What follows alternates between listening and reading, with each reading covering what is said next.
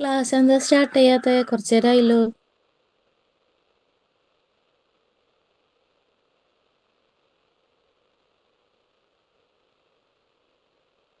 നമുക്ക് prayer ചൊല്ലിയാലോ? Start ചെയ്യാം. Class റെക്കോർഡായി തോന്നുന്നുണ്ട്. അതെ അതെ.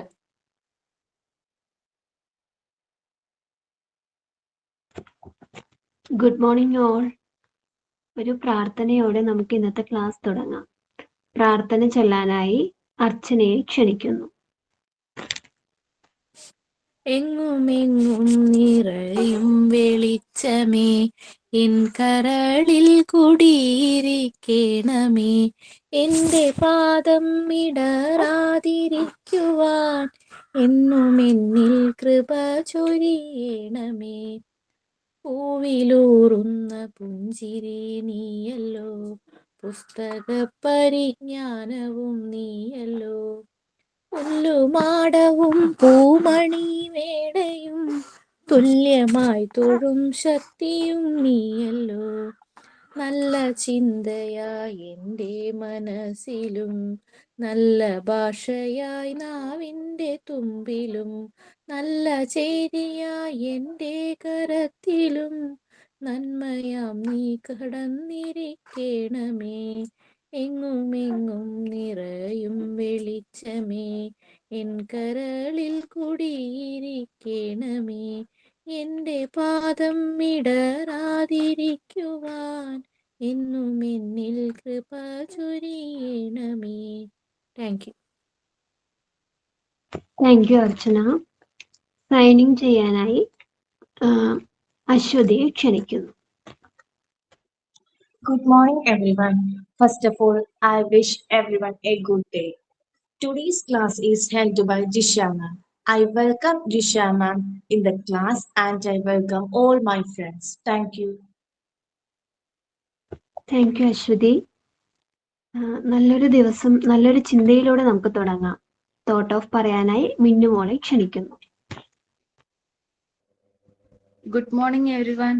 Today's thought: change your life today. Don't gamble on the future.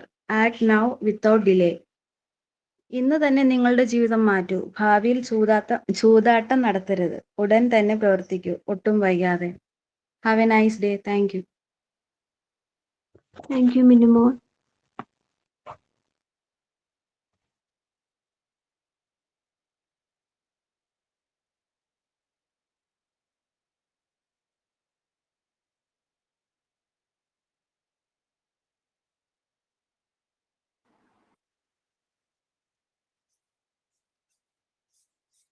Good morning. Good morning. How are you, ma'am? Good morning. Yeah, yes. നാട് വിട്ടേക്ക് വരുന്നു. Miss കണ്ടിട്ട് നോട്ട് ഫീലിംഗ് ഗുഡ് ആക്ച്വലി. പിന്നെ കുറെ നാളായല്ലോ ക്ലാസ്സിലൊക്കെ വന്നിട്ട്, അത് കാരണം ഞാൻ പിന്നെ വന്നതാ. ഞാൻ ഭയങ്കര ഒരു യാത്രയിലൊക്കെ ആയിരുന്നു. യാത്ര മാത്രമല്ല, ഭയങ്കരമായിട്ട് നമ്മളങ്ങോട്ട് സാച്ചുറേറ്റഡ് ആയി പോകുന്ന രീതിയിലുള്ള കുറെ കാര്യങ്ങളൊക്കെയാണ്. മോളുടെ മെഡിക്കൽ എക്സാമിനേഷന് പോയതാ. ബാംഗ്ലൂർ ആയിരുന്നു നമുക്ക് സ്ലോട്ട് കിട്ടിയത്. അത് ഡിഫൻസിലെ, അതായത് എയർഫോഴ്സിന്റെ എയറോസ്പേസ് മെഡിസിൻ ഉണ്ട്, അവരുടെ ഹോസ്പിറ്റലുണ്ട്, അവിടെയായിരുന്നു. അപ്പൊ നമുക്ക് ആക്സസ് ഇല്ല, കുട്ടിയെ മാത്രമേ അങ്ങോട്ട് വിടുള്ളൂ, മൊബൈലൊന്നും എടുക്കാൻ പറ്റില്ല. അപ്പൊ അവള് തിരിച്ചു വന്ന് എന്ത് പറയുന്നു അത് മാത്രമേ നമുക്കറിയുള്ളൂ. നമുക്ക് ഡയറക്ട്ലി വിഷ്വൽസിനെ ഒന്ന് മീറ്റ് ചെയ്യാനോ ഒന്നും ഒരു സമ്മതിക്കില്ല. ഭയങ്കര സ്ട്രിക്റ്റ് അല്ലേ, ഡിഫൻസിന്റെ അല്ലേ. അങ്ങനെ തേഴ്സ്ഡേ 15th മെഡിക്കൽ എക്സാമിനേഷന്റെ ഡേ കിട്ടിയത്. So we thought like 2 days അല്ലെങ്കിൽ 3 days എന്നുള്ള രീതിയിൽ നേരത്തെ ചെയ്തിട്ടുള്ളവരോട് ചോദിച്ചപ്പോ 1 more day അത്രയൊക്കെ വരാറുള്ളൂ എന്ന് പറഞ്ഞു. അപ്പൊ സാറ്റർഡേ ലേറ്റ് നൈറ്റ് ടിക്കറ്റ് ബസ്സിന് തിരിച്ചു ബുക്ക് ചെയ്തു 10 മണിക്ക്. പക്ഷെ ഫ്രൈഡേ കഴിഞ്ഞില്ല, പിന്നെ ടിക്കറ്റ് ക്യാൻസൽ ചെയ്തു. അവർക്ക് സാറ്റർഡേ അവധിയാണ്. അങ്ങനെ മൺഡേ സ്റ്റേ ബാക്ക് ചെയ്തു. മൺഡേ ശരിയാവുമെന്ന് വിചാരിച്ചു. മൺഡേ ടിക്കറ്റ് ബുക്ക് ചെയ്തു, പക്ഷെ അന്നും ആയില്ല. ട്യൂസ്ഡേ ഒരു സൈൻ കിട്ടാനുണ്ടായിരുന്നു. ഓരോ ഓഫീസ് ടൈം കഴിഞ്ഞു.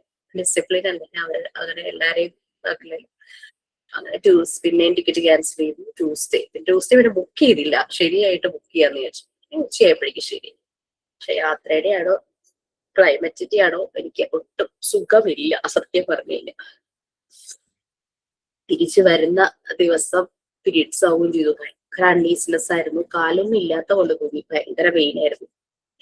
അതിൻ്റെതൊക്കെ പ്രശ്നങ്ങളും കോൾഡും ചുമയും ത്രോട്ട് പെയിനും ഒക്കെ ഉണ്ട്. Anyway very happy back to class എന്നുള്ളത് തന്നെയായിരുന്നു മനസ്സിലുണ്ടായിരുന്നത്. ക്ലാസ് എടുക്കാൻ പറ്റാത്തതിന്റെ ഏതാണ്ടൊക്കെ അസ്വസ്ഥതയായിരുന്നു എനിക്ക്. ഓക്കെ, എനിവേ നമ്മൾ എവിടെ വരെയായി? Please do help me. നമുക്കിനി മെന്റൽ ഹെൽത്ത് എടുക്കണം. മെന്റൽ ഹൈജീൻ കഴിഞ്ഞു നമ്മുടെ. നിങ്ങൾ ടെൻഷൻ ഒന്നും വേണ്ട, പോർഷൻ തീരുവോ അങ്ങനത്തെ പേടിയൊന്നും വേണ്ട. It is not like subject portion, അങ്ങനെയൊന്നുമല്ല. നമ്മള് അങ്ങനെ ഒരു ഫ്ലോ ആണ്. ലൈഫിനെ കുറിച്ച് കുറെ കാര്യങ്ങൾ നമ്മൾ അടുത്തറിയുന്നു. വാട്ട് ഈസ് മോർ ഇമ്പോർട്ടന്റ് എന്നുള്ളത് അറിയും. കഴിഞ്ഞ ദിവസം ഒരു സെഷൻ എടുക്കാനായിട്ട് സ്കൂളിൽ പോയി. സെഷൻ എടുത്ത എനിക്ക് ഫ്രണ്ട് ആയിരുന്നു, ഞാൻ കോ ഫെസിലിറ്റേറ്റർ ആയിരുന്നു. അപ്പോൾ പാരന്റ്സും കുട്ടികളുമായിട്ടുള്ള ഒരു സെഷൻ ഉണ്ടായിരുന്നു. നമ്മളുടെ എല്ലാ ഫോണില് ഇഷ്ടം പോലെ കോണ്ടാക്ട്സ് ഉണ്ടാവും അല്ലേ? ഇന്ത്യയിൽ എനിക്ക് തോന്നുന്നു 1000 എബോ ഒക്കെ കോണ്ടാക്ട്സ് ഉണ്ട്. ലൈക്ക് നിങ്ങളുടെ എല്ലാവരുടെയും ഉൾപ്പെടെ കോണ്ടാക്ട്സ് അതിനകത്ത് അത്രയും കാണുമായിരിക്കും. ഈവൻ വാട്സപ്പ് സ്റ്റാറ്റസ് വ്യൂ തന്നെ 600 മുകളിലേക്കൊക്കെ പോവാറുണ്ട്. കോണ്ടാക്ട്സ് ഉണ്ട്, പക്ഷെ കണക്ഷനും നമ്മൾ ആരൊക്കെയായിട്ട് കണക്റ്റഡ് ആയിട്ടിരിക്കുന്നത് ഇപ്പോഴും അതിൽ വളരെ കുറച്ചായിരിക്കും അല്ലെ? കണക്ഷൻ എന്ന് പറയുന്നത് വളരെ കുറച്ചായിരിക്കും. അതും ഇമോഷണലി കണക്ഷൻ അത് ആരുമായിട്ടാണ്? വളരെ കുറച്ച് പേരോടായിരിക്കും. എനിക്ക് ഇത്രയും കോണ്ടാക്ട്സ് ഉണ്ട്, എന്റെ സ്റ്റാറ്റസ് ഇത്രയും പേര് വ്യൂ ചെയ്യുന്നു. That is not the prime thing. നമ്മൾ എത്ര പേരുമായിട്ട് കണക്റ്റഡ് ആയിരിക്കുന്നു എന്നുള്ളതാണ്. നമ്മൾ ഈ ഒരു പ്ലാറ്റ്ഫോമിൽ വരുമ്പോൾ നമ്മളെല്ലാവരും ഇമോഷണലി കണക്റ്റഡ് ആണ്. ഈവൻ ദോ ലേറ്റ് ആയിട്ടായിരിക്കാം റെക്കോർഡ് ക്ലാസ് കാണുന്നവരും അവരും ഇതിലൂടെ പോകുമ്പോൾ ആ ഒരു ഇമോഷണലി കണക്റ്റഡ് ഒരു ബോണ്ടിങ് നടക്കുക, എത്ര ദൂരെയാണെങ്കിലും. അപ്പൊ നമ്മൾ കണക്റ്റഡ് ആയിരിക്കുന്നത് ആരുമായിട്ടാണ്? പാരന്റ്സും കുട്ടികളും തമ്മിൽ കോണ്ടാക്ട് അല്ല വേണ്ടത്, അവർ ഇമോഷണലി കണക്റ്റഡ് ആയിരിക്കണം. അപ്പൊ കുട്ടികള് പാരന്റ്സ് ചിലർ ഷെയർ ചെയ്തതെന്ന് പറഞ്ഞു കഴിഞ്ഞാല് അവര് വന്നിങ്ങനെ കെട്ടിപ്പിടിക്കും, മുമ്പ് വയ്ക്കും. ഈവൻ +1 +2 എത്ര ഈ പ്രായമുള്ള മക്കളാണെങ്കിലും അവർ വന്ന് അമ്മയെ അച്ഛനെ കെട്ടിപ്പിടിക്കും, മുമ്പ് വയ്ക്കും ഒക്കെ ചെയ്യും. അപ്പൊ ഇവര് ചില സമയത്ത് പാരന്റ്സ് ചോദിക്കും, എന്തിനാ ഇപ്പോ ഇന്നലെ തന്നല്ലേ, അല്ലെങ്കിൽ കുറച്ചു മുമ്പ് തന്നതല്ലേ എന്നൊക്കെ ചോദിക്കും. പിള്ളേര് തിരിച്ചു പറയും, അമ്മ കുറച്ചു മുമ്പ് ഭക്ഷണം കഴിച്ചല്ലേ, ഇനി എന്തിനാ ഭക്ഷണം കഴിക്കുന്നത്? ആ ഒരു രീതിയിൽ പല്ല് തേച്ചതല്ലേ ഇന്നലെ, ഇന്നെന്തിനാ പല്ല് തേച്ചത്? അപ്പൊ കുട്ടികൾക്ക് അതൊക്കെ ആവശ്യമാണ്. അവരത് ചോദിച്ചു വാങ്ങേണ്ട ഒരു അവസ്ഥയാണ് ഇപ്പോ. തിരിച്ചു പാരന്റ്സ്. അപ്പൊ പാരന്റ്സും കുട്ടികളുമായിട്ടുള്ള സെഷൻ, ആദ്യം പാരന്റ്സിന് ഒരു സെഷൻ, അത് കഴിഞ്ഞ് ലാസ്റ്റ് ആണ് കുട്ടികൾ ജോയിൻ ആവുന്നത്. മോർണിംഗ് കുട്ടികളുടെ സെഷൻ ആയിരുന്നു 2:30 വരെ. 2:30 ആയപ്പോ പാരന്റ്സ് ജോയിൻ ചെയ്തു. അപ്പൊ കുട്ടികളെ പറഞ്ഞു വിട്ടു. എന്നിട്ട് ഒരു 3:30 ആയപ്പോ കുട്ടികളെയും പാരന്റ്സിനെയും കൂട്ടിയുള്ള ഒരുമിച്ചൊരു തെറാപ്പിയായിരുന്നു. അപ്പൊ ഈ എന്താ പറയാ, സെഷൻ തുടങ്ങുന്നതിന് മുമ്പ് 2-3 പാരന്റ്സ് വന്ന് എന്റെ അടുത്ത് പറഞ്ഞു, എനിക്ക് സമയമില്ല, എനിക്ക് പെട്ടെന്ന് പോകണം, എന്റെ ബസ്സിന്റെ ടൈമായി, എനിക്ക് ഡ്യൂട്ടിയിൽ ഇപ്പൊ തന്നെ കയറണം എന്നിങ്ങനെ പറഞ്ഞു.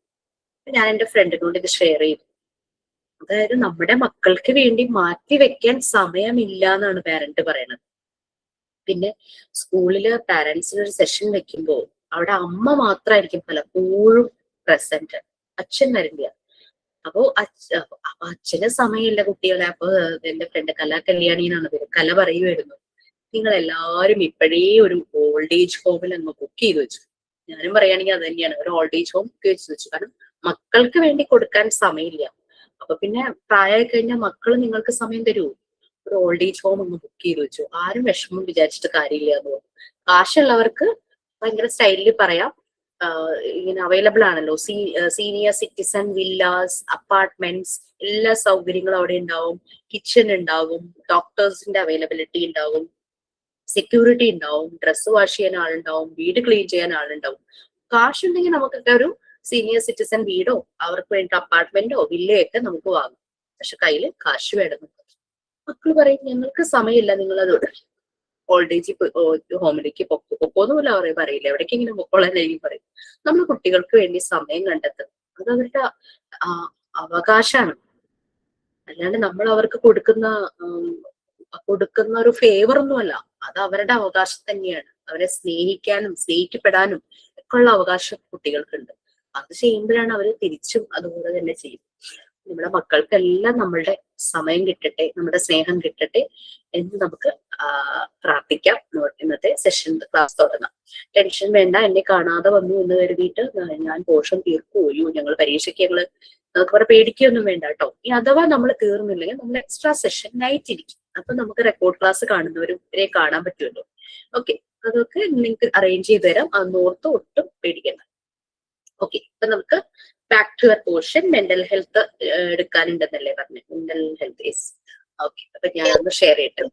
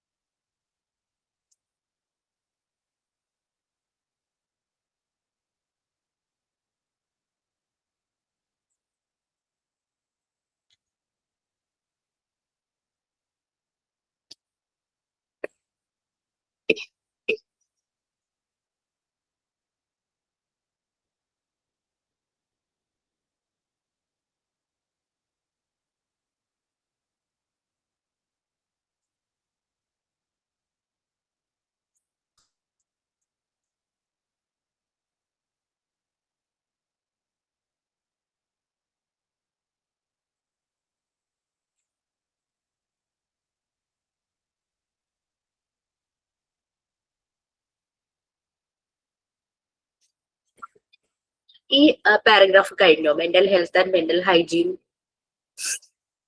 First paragraph. മെന്റൽ ഹെൽത്ത് പറ്റി മെന്റൽ ഹൈജീൻ ആക്കാൻ ഞാൻ പറഞ്ഞിട്ടുണ്ടായിരുന്നു. ആ ഒരു പാരഗ്രാഫ് കഴിഞ്ഞു നമ്മുടെ.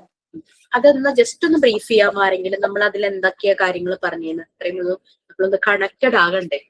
പോർഷൻസുമായിട്ടും കണക്റ്റഡ് ആകണുള്ളൂ. നമ്മൾ അതിനകത്ത് ഫസ്റ്റ് 2 കറക്ഷൻ പറഞ്ഞിരുന്നു, അത് ഓർമ്മയുണ്ടോ? Mental hygiene is the science എന്ന് കറക്റ്റ് ചെയ്യണമെന്ന് പറഞ്ഞു. മെന്റൽ ഹെൽത്ത് അല്ല, mental hygiene is the science. അതാണ് കെയർ. അതുപോലെ തന്നെ മെന്റൽ ഹെൽത്തിന്റെ പ്രൊമോഷൻ, അതുപോലെ തന്നെ മെന്റൽ ഇൽ ഹെൽത്തിന്റെ പ്രിവെൻഷൻ. ഓക്കെ, മെന്റൽ ഇൽനെസ് വന്നു കഴിഞ്ഞാൽ ചിലപ്പോൾ നമുക്ക് അതിന് റെമഡി മരുന്നുകൾ എടുക്കേണ്ടതായിട്ട് വരും. പ്രിവെന്റീവ് മെഷേഴ്സ് അല്ലെങ്കിൽ മരുന്നുകൾ ചിലപ്പോൾ എടുക്കേണ്ടതായിട്ട് വരും. Okay fine. പിന്നെ ഒരു 6ാമത്തെ ലൈനിൽ നമ്മൾ പറഞ്ഞു കട്ട്സ് ആൻഡ് മോസ്ലി അവർ 2 പേരും ഓതേഴ്സ് ആണ്. സൈക്കോളജി റിലേറ്റഡും അങ്ങനെയൊക്കെ ആയിട്ട് അവർ കുറെ ബുക്സ് ഒക്കെ എഴുതുന്ന ഓതേഴ്സ് ആണ്. അവർ പറഞ്ഞിട്ടുണ്ട് മെന്റൽ ഹെൽത്ത് എന്നുള്ള വാക്കവിടെ മിസ്സിംഗ് ആയിട്ടുണ്ട്. Mental health is the ability നമ്മുടെ എൻവയോൺമെന്റിലെ ആയിട്ട് അഡ്ജസ്റ്റ് ചെയ്യാൻ, നമുക്ക് സാറ്റിസ്ഫാക്ടറിലി അഡ്ജസ്റ്റ് ചെയ്യണം. അല്ലാതെ ആരുടെങ്കിലും നിർബന്ധത്തിന് വഴങ്ങി ഫോഴ്സ്ഫുള്ളി നമ്മൾ അഡ്ജസ്റ്റ്മെന്റ് ഒരിക്കലും നടത്തരുത് കേട്ടോ. നമുക്ക് സന്തോഷത്തോടു കൂടി നമുക്ക് അഡ്ജസ്റ്റ് ചെയ്യാനായിട്ട് പറ്റണം. അഡാപ്റ്റേഷൻ, പൊരുത്തപ്പെടുക, അതാണ് ഏറ്റവും ആപ്റ്റ് ആയിട്ടുള്ള ഒരു വാക്ക്. പല മാരേജ് ഫങ്ഷൻസും പല രീതിയിലും പല കൾച്ചറിലുള്ളവരും പല നാട്ടിലുള്ളവരും പല കസ്റ്റം ഫോളോ ചെയ്യുന്നവരും പല ബിലീഫ് ഫോളോ ചെയ്യുന്നവരും പല രീതിയിലാണ് നടക്കുന്നത് അല്ലെ. പക്ഷെ എന്നാലും നമുക്കറിയാം 2 വ്യക്തികൾ 2 കുടുംബങ്ങൾ തമ്മിലുള്ള ഒരു ബന്ധമാണ് അത് വരുന്നത്. ഒരു റിലീജിയസ് ബിലീഫില് അവരുടെ മാരേജില് പറയുന്നുണ്ട് നിങ്ങൾ പരസ്പരം പൊരുത്തപ്പെട്ട് ജീവിക്കണം അല്ലേ. അതിന്റെ അർത്ഥം ലൈഫിൽ അപ്പ് ആൻഡ് ഡൗൺസ് ഉണ്ടാകാം. അപ്പൊ പരസ്പരം മനസ്സിലാക്കി സന്തോഷത്തോടു കൂടി അഡ്ജസ്റ്റ് ചെയ്യുക, അതാണ് പൊരുത്തപ്പെടുക എന്നുള്ളത്. അല്ലാണ്ട് ഒരാൾ മാത്രം എപ്പോഴും കോംപ്രമൈസ് ചെയ്യുന്നു, എപ്പോഴും അഡ്ജസ്റ്റ്മെന്റ് ഫോഴ്സ്ഫുള്ളി ആയി പോകുന്നു, അതൊന്നും അല്ല ശരിക്കും വേണ്ടത്. ആ ഒരു നമുക്ക് അഡാപ്റ്റേഷൻ, നിങ്ങൾക്ക് പൊരുത്തപ്പെട്ടു പോകാനായിട്ട് പറ്റുക, സാഹചര്യങ്ങളുമായിട്ട് പൊരുത്തപ്പെട്ടു പോകാനായിട്ട് പറ്റും. ഞാൻ താമസിച്ചത് ഈ IAM എന്ന് പറയുമ്പോൾ, അതായത് എയർഫോഴ്സിന്റെ സ്ഥലം, ഡിഫൻസിന്റെ സ്ഥലം എന്ന് പറയുമ്പോൾ അവിടെ അധികം അവരുടെ ഏരിയ, അവിടെ റെസ്ട്രിക്റ്റഡ് ഏരിയ ആണ്, ഭയങ്കര സ്ട്രിക്റ്റ് ആണ്. അപ്പൊ അതിന്റെ അടുത്ത് ഷോപ്പുകളൊന്നും ഇല്ല, കുറെ ദൂരം മാറിയിട്ടാണ് ഷോപ്പുകൾ. അപ്പൊ ഇതിന്റെ നിയറസ്റ്റ് ആയിട്ട് വരുന്ന ഒരു ഹോട്ടലിലാണ് ഈ റൂം എനിക്ക് കിട്ടിയത് കേട്ടോ. എന്റെ ഫ്രണ്ട്, ബാംഗ്ലൂരിലുള്ള ഫ്രണ്ട് ആയിരുന്നു എനിക്ക് വേണ്ടി ബുക്ക് ചെയ്തത്. സ്മിതയാണ്. സ്മിത ക്രൈസ്റ്റ് യൂണിവേഴ്സിറ്റിയുടെ അസോസിയേറ്റ് പ്രൊഫസർ, MCA ആണ്, കമ്പ്യൂട്ടർ ഡിപ്പാർട്ട്മെന്റ്. സ്മിതയുടെ വീട്, നമ്മൾ സാധാരണ ബാംഗ്ലൂർ പോകുമ്പോൾ സ്മിതയുടെ വീട്ടിലാണ് സ്റ്റേ ചെയ്യാറ്. സ്മിതയുടെ വീട് പക്ഷെ ഈ ഒരു സ്ഥലത്ത് നിന്ന് 1 hour ജേണി, ബാംഗ്ലൂരിലെ ബ്ലോക്കും ഒക്കെ കൂടെ ആകുമ്പോഴേക്കും നമുക്ക് ബുദ്ധിമുട്ടാണ്. 7:30 നമുക്ക് റിപ്പോർട്ട് ചെയ്യുകയും വേണം മോർണിംഗ്. അത് കാരണം സ്മിത ഞങ്ങൾക്ക് ബുദ്ധിമുട്ടാവണ്ടെന്ന് വിചാരിച്ച് ഒരു വാക്കബിൾ ഡിസ്റ്റൻസിൽ ഒരു ഹോട്ടലിൽ റൂം ബുക്ക് ചെയ്തു. ഒരു സ്യൂട്ട് റൂം ആയിരുന്നു ബുക്ക് ചെയ്തത്. അത് ഭയങ്കര ആർഭാടായിരുന്നു കേട്ടോ, അതിന്റെ ആവശ്യം ഉണ്ടായിരുന്നില്ല. പക്ഷേ എനിക്ക് തോന്നുന്നു ആയ കാലത്ത് അതൊരു റോയൽ ഹോട്ടലായിരുന്നു കാണും. ഇപ്പൊ അവര് മെയിൻ്റനൻസ് ഒന്നുമില്ല. ഈ എക്സാമിനേഷന് വരുന്ന ആളുകൾ മുഴുവനും അവിടെയാണ് റൂം എടുക്കുന്നത്. അപ്പൊ എന്റെ ഒരു കൺസേൺ, എനിക്ക് രാവിലെ കുളിക്കണം. അപ്പൊ അതിന് ഭയങ്കര തണുപ്പല്ലേ അവിടെ, ചൂടുവെള്ളം വേണം. നമുക്ക് പഴയ ആരോഗ്യമൊന്നും അല്ലല്ലോ, തണുത്ത വെള്ളത്തിൽ കുളിക്കാനുള്ള ഒരു ആരോഗ്യമൊന്നുമില്ല, വീക്ക് ആണ്, പ്രായമായി വരികയല്ല. അപ്പൊ നമുക്ക് ചിലപ്പോ പറ്റില്ല. അപ്പൊ അങ്ങനെ ചൂടുവെള്ളം എന്ത് ചെയ്തിട്ടും അവർക്ക് ശരിയാക്കാൻ പറ്റുന്നില്ല. നമ്മുടെ ഈ പല രീതിയിലുള്ള ബാത്റൂം ഫിറ്റിങ്സ് ആണല്ലോ ടാപ്പിന്റെ. അപ്പം ഞാൻ കുറെ നോക്കി, അവസാനം അവിടുത്തെ അവരെ സ്റ്റാഫിനെ വിളിച്ചു, അവർക്ക് മനസ്സിലാവില്ല. ആകെ ഷവറിൽ നിന്ന് ഇങ്ങനെ വെള്ളം വരും അഡ്ജസ്റ്റ് ചെയ്യുമ്പോൾ. ഞാൻ നോക്കുമ്പോ ഷവറിൽ നിന്ന് ചൂടുവെള്ളമാണ് വരുന്നത്, അത് നോബ് ഇങ്ങനെ തിരിക്കുമ്പോൾ. ഞാൻ എന്ത് ചെയ്തു, ബക്കറ്റില് ഷവറിൽ നിന്ന്, ഷവറിൽ കുളിക്കാൻ ഇഷ്ടമല്ല, ദേഹത്ത് ഇങ്ങനെ വീഴുമ്പോൾ പെയിൻ എടുക്കും. അപ്പൊ ഞാൻ ബക്കറ്റിൽ നിന്നാണ് ഞാൻ ഇങ്ങനെ മഗ് വെച്ചിട്ട് അപ്പൊ ബക്കറ്റിലേക്ക് അത് കളക്ട് ചെയ്യും. അപ്പൊ എന്താ പറ്റുന്നത്, ഈ ഷവറിന് വെള്ളം നല്ല ഫോഴ്സി വരുമ്പോ ടാപ്പിൽ കൂടെ ഇങ്ങനെ നൂല് പോലെ വെള്ളം പോകും. ഞാൻ ആ പയ്യനോട് പറഞ്ഞു, എനിക്കൊരു ബക്കറ്റും കൂടെ തരുമോ, ഈ വെള്ളം കളക്ട് ചെയ്യാനാണ്. ആ പയ്യൻ പറഞ്ഞു, അത് പൊക്കോട്ടെ മാഡം, സാരില്ല അങ്ങനെ പറഞ്ഞു. എനിക്ക് വെള്ളം കളയേണ്ട വിഷമമായി. പിന്നെ ഞാൻ അഡ്ജസ്റ്റ് ചെയ്ത് ഷവറിന്റെ സ്പീഡ് അഡ്ജസ്റ്റ് ചെയ്തപ്പം അത് ഇങ്ങനെ വീഴുന്നത് ഇങ്ങനെ താഴേക്ക് വീഴാൻ തുടങ്ങി. അപ്പൊ ടാപ്പിൽ നിന്ന് ഷവറിൽ നിന്നുള്ള വെള്ളം ഒരുമിച്ച് ബക്കറ്റിൽ കളക്ട് ചെയ്യാൻ. മോൾ ഇരുന്ന് ചിരിക്കുന്നു എന്റെ കലാപരിപാടി കണ്ടിട്ട്. അപ്പൊ നമ്മൾ ആ ഒരു സാഹചര്യമായിട്ട് പൊരുത്തപ്പെടുക. ചില ആളുകൾ പക്ഷെ ഹോട്ടലിൽ പോയി ഭയങ്കര ബഹളം ഉണ്ടാക്കി, പ്രശ്നം ഉണ്ടാക്കി, അങ്ങനെ. എനിക്ക് എന്തായാലും എന്റെ ആവശ്യം നടക്കുന്നുണ്ട്, ചൂടുവെള്ളം കിട്ടുന്നുണ്ട്. പിന്നെ റൂം നമ്മൾ ചേഞ്ച് ചെയ്തു. ഞാൻ ഫ്രണ്ടിനോട് പറഞ്ഞു, ഇത്രയും വലിയ റൂമിന്റെ ആവശ്യമില്ല കേട്ടോ, വലിയൊരു ഡൈനിങ് ടേബിൾ, വുഡൻ വലിയൊരു സോഫ, പിന്നെ ഒരു പാർട്ടീഷ്യൻ, ഗസ്റ്റ് വന്നാൽ പുറത്തിരിക്കാൻ, അത്രേന്റെ ആവശ്യമില്ലല്ലോ. നമ്മളൊരു കൊച്ചു റൂമിലേക്ക് മാറി, ഞാനും മോളും മാത്രമേ ഉള്ളൂ. അതും കംഫർട്ടബിൾ ആയിരുന്നു. അവിടെ ഞാൻ അയാളോട് എനിക്ക് ചൂടുവെള്ളം കിട്ടിയാൽ മതി എന്ന് പറഞ്ഞു. ഫുഡൊന്നും അവിടെയില്ല, നമ്മൾ പുറത്തുനിന്ന് കഴിക്കേണ്ടത്. അങ്ങനെ അത് നമുക്ക് ശരിക്കും പറഞ്ഞു കഴിഞ്ഞാൽ പരുക്കൻ എൻവയോൺമെന്റ് ആയിരുന്നു, റഫായിട്ടുള്ള എൻവയോൺമെന്റ് ആയിരുന്നു. നമ്മളെ വീട്ടിലെ പോലെയുള്ള കംഫർട്ടോ സുഖോ ഒന്നും നമുക്ക് കിട്ടുന്നില്ല. നമുക്ക് ഇഷ്ടമുള്ളത് കുക്ക് ചെയ്യാനോ നമുക്ക് ഇഷ്ടമുള്ള കിടന്നുറങ്ങാനോ ഒന്നും പറ്റിയൊന്നുമില്ല. രാവിലെ 7:30 അവിടെ പോയിരിക്കും, 5 മണിക്ക് അവിടെ ഇറങ്ങി വരും, അങ്ങനെയാണ്. അപ്പൊ നമ്മൾ അങ്ങനെ ഒരു റഫായിട്ടുള്ള എൻവയോൺമെന്റിലും നമ്മൾ പൊരുത്തപ്പെടാനായിട്ട് നമ്മൾക്ക് പറ്റണം. അതിനു വേണ്ടിയിട്ടാണ് കുട്ടികൾക്ക് സ്കൂളിൽ അവർ അഡോളസന്റ് ഏജ് ആവുമ്പോൾ പരുക്കൻ ക്യാമ്പുകൾ സംഘടിപ്പിക്കുന്നത്. NSSന്റെ ക്യാമ്പുകൾ നോക്കിക്കഴിഞ്ഞാൽ നിങ്ങൾക്കറിയാം, വളരെ പരിമിതമായ സൗകര്യങ്ങൾ എവിടെ ഉണ്ടാവുള്ളൂ. അവർക്ക് നിലത്തായിരിക്കും കിടക്കുക, ചിലപ്പോൾ ബെഞ്ച് നിരത്തിയിട്ടിട്ട് അതിന്റെ മുകളിലായിരിക്കും, ഡെസ്ക് നിരത്തിയിട്ടിട്ട് അതിന്റെ മുകളിലായിരിക്കും. എല്ലാവരും കൂടെ ഒരുമിച്ച് കിട്ടുന്ന സാധനങ്ങൾ വെച്ചിട്ട് കുക്ക് ചെയ്യുന്നുണ്ടാകാം. അങ്ങനെ പരുക്കൻ ക്യാമ്പുകളാണ് കുട്ടികൾക്ക് കൊടുക്കേണ്ടതെന്ന് ഞങ്ങൾ എപ്പോഴും പറയും. അഡോളസന്റ് ഗ്രൂപ്പിനൊക്കെ ഇങ്ങനെ ക്യാമ്പുകൾ സ്റ്റാർട്ട് ചെയ്യുമ്പോൾ അത് കുട്ടികൾ പൊരുത്തപ്പെടുവാണ് ആ ഒരു സാഹചര്യങ്ങളായിട്ട്. അപ്പൊ മറിയാം മോണ്ടിസോറി എപ്പോഴും പറയും, വലിയ ആൾക്കാരെക്കാളും ഏറ്റവും പെട്ടെന്ന് അഡാപ്റ്റഡ് ആകുന്നത് കുഞ്ഞുങ്ങളാണ്. അവർ പെട്ടെന്ന് സാഹചര്യങ്ങളുമായി പൊരുത്തപ്പെടും. അങ്ങനെ അവർ സാഹചര്യങ്ങളുമായിട്ട് പൊരുത്തപ്പെടുമ്പോൾ എന്താ ഉണ്ടാവുക, അവർക്ക് ഈ അഡ്ജസ്റ്റ് ചെയ്യാനായിട്ട് അവർ പെട്ടെന്ന് പഠിക്കും. ഏതൊരു ചുറ്റുപാടിൽ പോകുമ്പോഴും ചിലപ്പോൾ മേ ബി 10th വരെ ആയിരിക്കും നമ്മുടെ കൂടെ, അത് കഴിയുമ്പോൾ ചിലപ്പോൾ അവർ +1 +2 വേറെ എവിടെയെങ്കിലും ബോർഡിങ്ങിന് പോവാം, അല്ലെങ്കിൽ +1 +2 കഴിഞ്ഞിട്ട് ആ ഒരു ഡിഗ്രി ഹയർ സ്റ്റഡീസിന് അവർ വേറെ എന്തെങ്കിലും ഓപ്ഷൻസ് നോക്കും. ഓക്കെ, അവർ അവരുടെ ഒരു സ്പേസ് നോക്കി പോകും. ദാറ്റ് ഡസന്റ് മീൻ ദാറ്റ് നമ്മളിൽ നിന്ന് അകന്നു പോകുന്നു എന്നല്ല. നമ്മളുമായിട്ട് ഇമോഷണലി അവരെ കണക്ട് ചെയ്യുന്ന ഫാക്ടേഴ്സ് എന്തായിരിക്കണം. എന്റെ മോൻ ഭയങ്കര ഇമോഷണലി കണക്റ്റഡ് ആണ് എന്നോട്. അവൻ എന്റെ നിഴൽ എവിടെയെങ്കിലും കണ്ടാൽ മതി, അവൻ പഠിച്ചോളും, ഭക്ഷണം എടുത്തു കഴിച്ചോളും, ചിലപ്പോൾ തന്നെ എടുത്തു കഴിക്കും, അല്ലെങ്കിൽ ഇരിക്കുന്ന മുഴുവൻ കഴിക്കും, എത്ര വേണമെങ്കിലും. 1 week actually I was away from him. അവന്റെ ഫ്രണ്ട് ചോദിച്ചു, ഇങ്ങനെ ഡിലേ ആയപ്പോ വീട്ടിൽ എന്തെങ്കിലും എമർജൻസി ഉണ്ടോ എന്ന് ചോദിച്ചു. ഞാൻ പറഞ്ഞു, എന്റെ മോൻ ഇമോഷണലി എലോൺ ആണ്, അത് മാത്രമേ ഉള്ളൂ. അപ്പം ഫ്രണ്ട് പറയാൻ സാരില്ല എന്ന്. വീഡിയോ കോളൊക്കെ ചെയ്യുന്നുണ്ട്, നോ പ്രോബ്ലം, പ്രശ്നങ്ങളൊന്നുമില്ല. പക്ഷെ അവൻ ഭക്ഷണം കഴിച്ചത് വളരെ കുറവായിരുന്നു. ചേച്ചി എന്നെ ഹെൽപ്പ് ചെയ്യാൻ പറ്റുന്നുണ്ടായിരുന്നു. ചേച്ചി നല്ല കുക്കാണ്, എന്നെക്കാളും നന്നായിട്ട് നല്ല രീതിയിൽ ഭക്ഷണം വെക്കുന്ന, കാറ്ററിങ്ങിനൊക്കെ പോയിട്ടുള്ള നല്ല ടേസ്റ്റി ആയിട്ട് ഉണ്ടാക്കും. പക്ഷെ അവൻ കഴിച്ചില്ല. അവന്റെ ആ ഒരു പ്രസൻസ് ഇല്ലാത്താണ് അവന് ഫുഡ് ഇറങ്ങുന്നില്ല. അത് നമുക്ക് കുട്ടികളൊന്നും പറയാൻ പറ്റില്ലല്ലോ. എക്സാം ടൈമും ആയിരുന്നു, പഠിച്ചോന്ന് പോലും എനിക്ക് അറിയില്ല, അതുപോലത്തെ ഒരു അവസ്ഥ. അപ്പൊ കുട്ടികൾ നമ്മളുമായിട്ട് ഇമോഷണലി കണക്റ്റഡ് ആയിരിക്കണം. ഇല്ലെങ്കിൽ എന്താ പറ്റുക, അവര് അവർക്കിടെ ഈ ബ്രെയിൻ ഡെവലപ്മെന്റ് ഒരു 23-24 ഇയേഴ്സ് ആവുമ്പോഴാണ് ശരി തെറ്റെന്നുള്ളത് മനസ്സിലാക്കി ഞാനത് ചെയ്യാൻ പാടില്ല എന്നുള്ള ഒരു സെൻസ് സ്ട്രോങ് ആയി വരുന്ന ടൈം അപ്പോഴാണ്. അതിന് മുമ്പ് എന്ന് പറഞ്ഞാൽ ഇവർക്ക് കൺഫ്യൂഷനാണ്.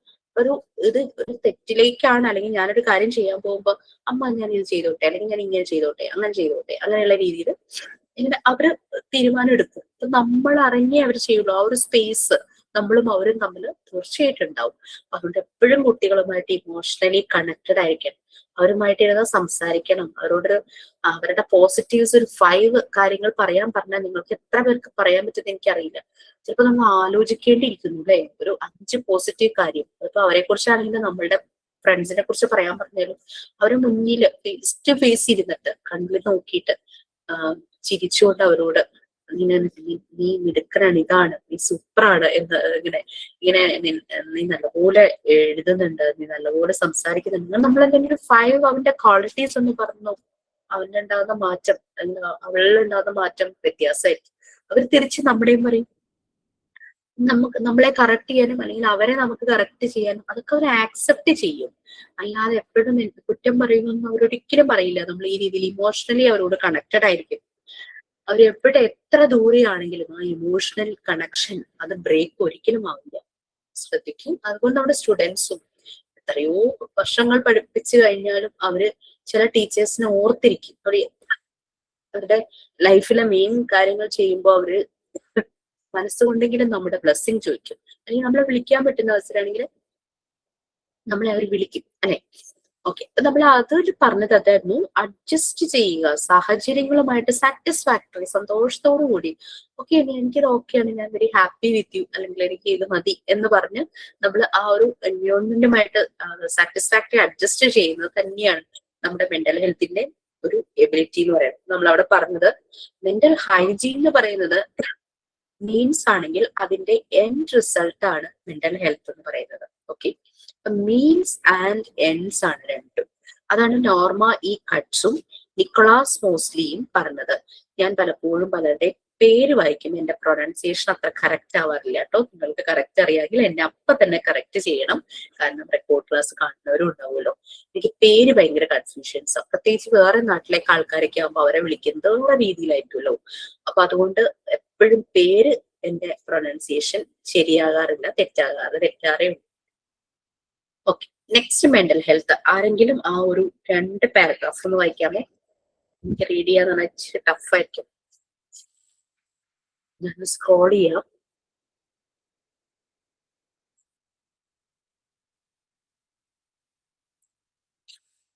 പ്ലീസ്. Thank you. ആരുമില്ലേ? അതോ ആരെങ്കിലും വായിക്കുന്നുണ്ടോ? മ്യൂട്ടായിരിക്കുന്നത് ശ്രദ്ധിക്കാട്ടാണോ? വായിക്കാം മാം. Mental health. A healthy individual is not only physically healthy but is also mentally healthy. The modern concept of health extends beyond the proper functioning of the body. It included a sound, efficient mind and controlled feelings. Health is a state of being sound or whole in body and mind. It means that both body integrated psychosomatic units whose behavior is resolved by both physical and mental factors that contribute to the maintenance of physical health as well as the social effectiveness. ഒരു minute. ഞാൻ പറയാൻ വിട്ടുപോയതാണ്. ആ 4th ലൈനിലെ it means that both body and mind എന്നും കൂടെ നിങ്ങളോട് എഴുതി ചേർക്കണം. It means that body and mind.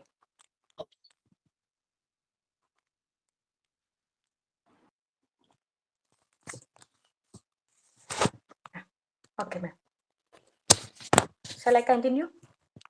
Okay. Yeah, yes, please.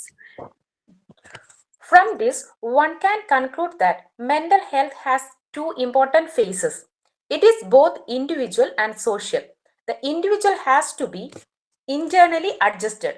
He is self-confident, sufficient, and free from internal conflicts and tensions or errors.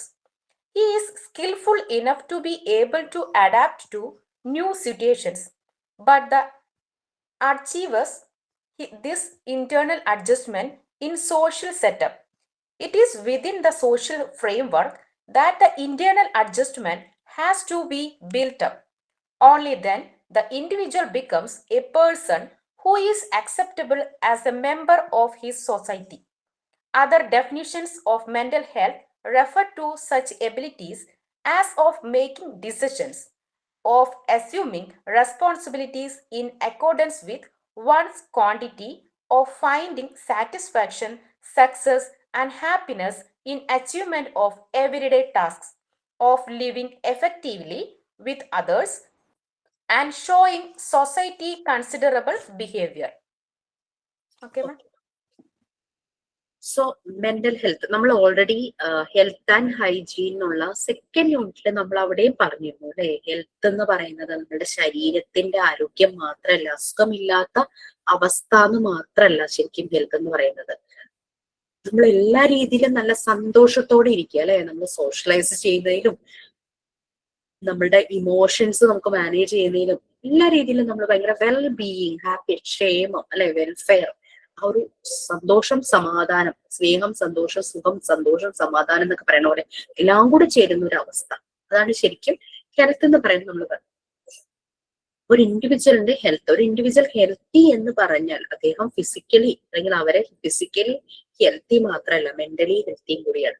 അങ്ങനെ നമ്മൾ ഹെൽത്തിന്റെ modern concept ഒക്കെ നമ്മൾ പറഞ്ഞു. നമ്മളുടെ വെൽനെസ്, നമ്മുടെ ആ ഒരു ക്ഷേമം, ആ സുഖം, സന്തോഷം, സമാധാനം നമ്മൾ പറഞ്ഞില്ലേ, അത് ഇരിക്കുന്ന ഏരിയകൾ പലപ്പോഴും പല സിറ്റുവേഷൻ അനുസരിച്ച് നമ്മളുടെ ഹെൽത്ത് മാറിക്കൊണ്ടിരിക്കും. പെട്ടെന്ന് ഒരാളുടെ മുഖം ഇങ്ങനെ ഭയങ്കര ഹാപ്പി ആയിട്ടിരുന്നു, ആരെങ്കിലും ഒരാൾ ഫോൺ ചെയ്യുന്നു, ഒരു സാഡ് ന്യൂസ് എന്തെങ്കിലും പറയുകയാണെങ്കിൽ പെട്ടെന്ന് ആളുടെ ആ ഫേസിന്റെ ആ ഒരു എക്സ്പ്രഷൻ അങ്ങ് മാറുന്നത്. അതാണ് നമ്മൾക്ക് ചുറ്റും സംഭവിച്ചു കൊണ്ടിരിക്കുന്ന പല ഫാക്ടേഴ്സും പല കാര്യങ്ങളും പല സിറ്റുവേഷനും നമ്മുടെ ഹെൽത്തിനെ ബാധിക്കുന്നു. ചിലപ്പോൾ നമ്മൾ കഴിഞ്ഞ ആഴ്ച കണ്ട ഒരാളെ ഇന്നത്തെ ആഴ്ച കാണുമ്പോൾ അയ്യോ എന്ത് പറ്റി വല്ലാണ്ടായല്ലോ, കഴിഞ്ഞ ആഴ്ച കണ്ടപ്പോ നല്ല ഹാപ്പി ആയിട്ട് ചുറുചുറുക്കോടെ ഓടി നടക്കുമായിരുന്നു. ഇത് ഞാൻ പറയാൻ കാരണം വെച്ചാൽ എന്റെ ഹസ്ബൻഡിന്റെ ഒരു ഫ്രണ്ട് വീട്ടിൽ പോയി ഒരു ദിവസം, ഡിഗ്രിക്ക് പഠിച്ചൊരു ഫ്രണ്ട് ആയിരുന്നു, ഒരു ലേഡി ആയിരുന്നു. ഇങ്ങനെ ഹാപ്പി ആയിട്ട് ഞങ്ങളോട് പോയി അവിടെ ചെന്നപ്പോ ഈ ഫ്രണ്ടിന്റെ മദറിൻലോ, ഹസ്ബൻഡിന്റെ അമ്മ, ഭയങ്കര എനർജറ്റിക് ആയിട്ടൊരു ആന്റി ഞങ്ങൾക്ക് പോയിട്ട് ചായ ഉണ്ടാക്കി തരുന്നു, എല്ലാ സാധനങ്ങളും. ആ ഫ്രണ്ടിനോട് പറയും നീ ഇവിടെ നിന്ന് സംസാരിച്ചു, ഞാൻ എല്ലാം ചെയ്തോളാം. അതിനിടയ്ക്ക് കുഞ്ഞിനെ നോക്കുന്നു, എല്ലാം. അവര് വളരെ നിമിഷ നേരം കൊണ്ട് ഞങ്ങളെ കഴിക്കാനുള്ളതും കുട്ടിയുടെ കാര്യങ്ങളും അല്ല ഞങ്ങളോടും കുറെ നേരം സംസാരിക്കും. ഞാനൊരു 2 weeks കഴിഞ്ഞപ്പോ വീണ്ടും അവിടെ ചെന്നപ്പം ഒരു ഭയങ്കര ടയേർഡായിട്ട് ആ രൂപം തന്നെ മാറിപ്പോയി. അവരുടെ പ്രേതാണെന്ന് തോന്നിപ്പോ, അതുപോലെ രൂപം മാറി. ചോദിച്ചപ്പോഴാണ് പറഞ്ഞത് ഷുഗർ കൂടിയിട്ട് ഭയങ്കരമായിട്ട് ആള് കൊളാപ്സ്ഡ് ആയി പോയി, സംസാരിക്കാൻ പോലും പറ്റാതെ കണ്ടപ്പോഴേക്ക് നമുക്ക് ഭയങ്കര വിഷമമായി. കാരണം വെച്ചാല് നമ്മൾ ആദ്യം കണ്ടൊരു രൂപമല്ല ആളെ പിന്നെ കാണുന്നത്. ശരി, അതുപോലെ തന്നെ എന്റെ തൊട്ടടുത്തൊരു ചേച്ചി, ഞങ്ങൾ ഈ സ്ഥലം വാങ്ങിയത് അവരുടെ കയ്യിൽ നിന്നായിരുന്നു വീട് വെക്കാൻ. അപ്പൊ ഈ ചേച്ചിയിൽ ഇതുപോലെ തന്നെ ഞാൻ കാണുമ്പോഴൊക്കെ ഭയങ്കര എനർജറ്റിക്കാ, 50+ ഉണ്ട്, ഭയങ്കര സംസാരിക്കാനും ഒക്കെ ഭയങ്കര എനർജറ്റിക്കാ. അപ്പൊ ഇത്തിരി ചബ്ബിയാണ് ആള്, പക്ഷെ അതാണ് ആളുടെ സൗന്ദര്യം എന്ന് എനിക്ക് തോന്നിയിട്ടുണ്ട് കേട്ടോ. അത് കഴിഞ്ഞിട്ട് ഞാനിവിടെ ഇപ്പൊ വന്നിട്ട് 1 വർഷം കഴിഞ്ഞു, 2 വർഷം ആവുന്നു. ഈ റീസെന്റ് 2-3 മാസം മുമ്പ് ചേച്ചി ഫേസ്ബുക്കിലൊക്കെ കണ്ടിട്ട് എന്തോ ഇങ്ങനെ ആയുർവേദ അങ്ങനെ എന്തൊക്കെയോ കണ്ടിട്ട്, ആയുർവേദം മോശം കേട്ടോ പറയുന്നത്, അങ്ങനെ കണ്ട് അത് തപ്പിപ്പിടിച്ച് കണ്ടുപിടിച്ച് പോയി അവിടെ പോയി ഏതാണ്ടൊക്കെ മരുന്നും അങ്ങനെ അതും ഇതും ഒക്കെ വാങ്ങിച്ച് കഴിച്ച് ഇപ്പൊ കണ്ട ഒരു ഉണങ്ങിയ മരം പോലെ ഇരിക്കുന്നു. ഞാനത് പറയുകയും ചെയ്യും. എന്റെ മനസ്സിലുള്ള രൂപം അത് പണ്ടത്തെ രൂപം മാറിയിട്ടില്ല, പക്ഷെ ചേച്ചിയെ കാണുമ്പോ എനിക്ക് ആകെ ഒരു ഇതെന്ന് തന്നെ പറയട്ടെ. എല്ലാരും ഇത് തന്നെ പറയുന്നു, അങ്ങനത്തെ ഒരു അവസ്ഥ. അപ്പൊ നമ്മള് ശ്രദ്ധിക്കണം.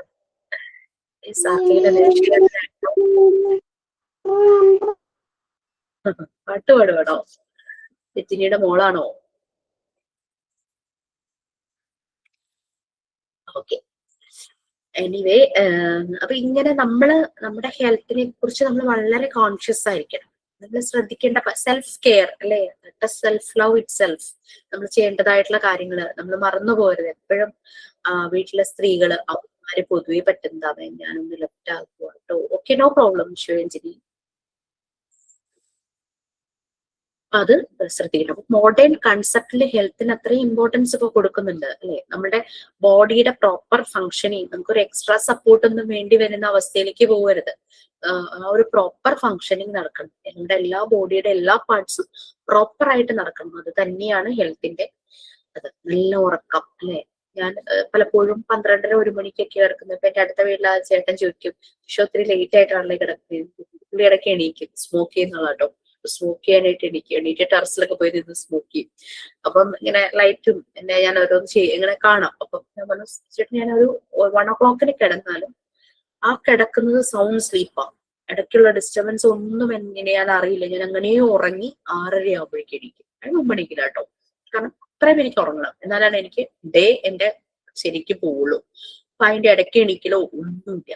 ആ ഉറങ്ങുന്ന ടൈം വളരെ സൗണ്ട് സ്ലീപ്പാണ്, നല്ല ഹെൽത്തി ആയിട്ടുള്ള സ്ലീപ്പാണ്. ഡിസ്റ്റർബൻസ് ഒന്നും മനസ്സിലുണ്ടാവില്ല, മൈൻഡ് വളരെ ക്ലിയർ ആയിട്ട് ഉറങ്ങാൻ പോകും. അപ്പൊ അങ്ങനെ പറഞ്ഞു. പക്ഷെ ഹസ്ബൻഡൊക്കെ ചെറിയ അനക്കം കേട്ട അപ്പൊ എണീക്കും, ഇടയ്ക്കൊക്കെ എണീക്കും. അങ്ങനത്തെ കാര്യങ്ങളൊക്കെ. അപ്പൊ ഞാൻ കിടക്കുന്നതിന് മുമ്പ് നല്ലപോലെ വെള്ളവും വാഷ്റൂം പോയിട്ട് നല്ലപോലെ വെള്ളം കുടിച്ചിട്ടാണ് കിടക്കുന്നത്. അപ്പൊ എനിക്ക് ഇടയ്ക്ക് എണീറ്റ് വെള്ളം കുടിക്കാനോ ടോയ്ലറ്റിൽ പോകേണ്ട ആവശ്യം ഒന്നും വരാറില്ല. അപ്പൊ ഇവരിങ്ങനെ ഇടയ്ക്കിടയ്ക്ക് ഇങ്ങനെ എണീക്കുക, അതുപോലും ഞാൻ അറിയാറില്ല. അത് വേറെ കാര്യം. അപ്പൊ അങ്ങനെ നേരത്തെ കിടക്കാൻ പറ്റുന്ന സമയത്ത് നേരത്തെ കിടക്കും കേട്ടോ. ചിലപ്പോൾ ചില കാര്യങ്ങളൊക്കെ കൊണ്ട് അങ്ങനെ ലേറ്റ് ആവും. എന്തെങ്കിലുമൊക്കെ വായിച്ച് അങ്ങനെ ഇരിക്കും, സമയം പോകുന്ന അറിയില്ല. അങ്ങനെ ലേറ്റ് ആവണം. അപ്പൊ നമ്മുടെ മൈൻഡും ബോഡി അത് രണ്ടിന്റെയും ഹെൽത്ത് തന്നെയാണ്. നമുക്കറിയാം നമ്മളുടെ ബ്രെയിനില് പല ന്യൂറോ ഫങ്ഷനിങ് നടക്കുന്നുണ്ട്. പലപ്പോഴും നമ്മളുടെ ബിഹേവിയറിൽ അതിന്റെ റിഫ്ലക്ഷൻസ് ഉണ്ടാകാറുണ്ട്. ബ്രെയിൻ കൊടുക്കുന്ന സിഗ്നലിനനുസരിച്ചാണ് നമ്മുടെ ആക്ഷൻസ് വരുന്നത്. പലപ്പോഴും അത് ഫിസിക്കൽ നമ്മളുടെ മെന്റൽ ഫാക്ടേഴ്സിനെ അഫക്ട് ചെയ്യും. ചിലപ്പോൾ ഡിസ്റ്റർബൻസ് ആയിരിക്കും, ന്യൂറോട്ടിക് ഡിസ്റ്റർബൻസ്. എന്തെങ്കിലും നമ്മുടെ മനസ്സ് അസ്വസ്ഥമായിരിക്കുമ്പോൾ നമ്മുടെ ഈ ബ്രെയിനില് പല ഡിസ്റ്റർബൻസ് വരും. അതാണ് സൊമാറ്റിക് യൂണിറ്റ്സ്. ആ ഒരു നമ്മുടെ ഉള്ളിൽ ഉണ്ടാകുന്ന എന്തെങ്കിലും ഇന്റേണൽ കോൺഫ്ലിക്ട് ഇഷ്യൂസ് കാരണം നമ്മുടെ ബ്രെയിൻ ശരിക്കും ഡിസ്റ്റർബ്ഡ് ആകും.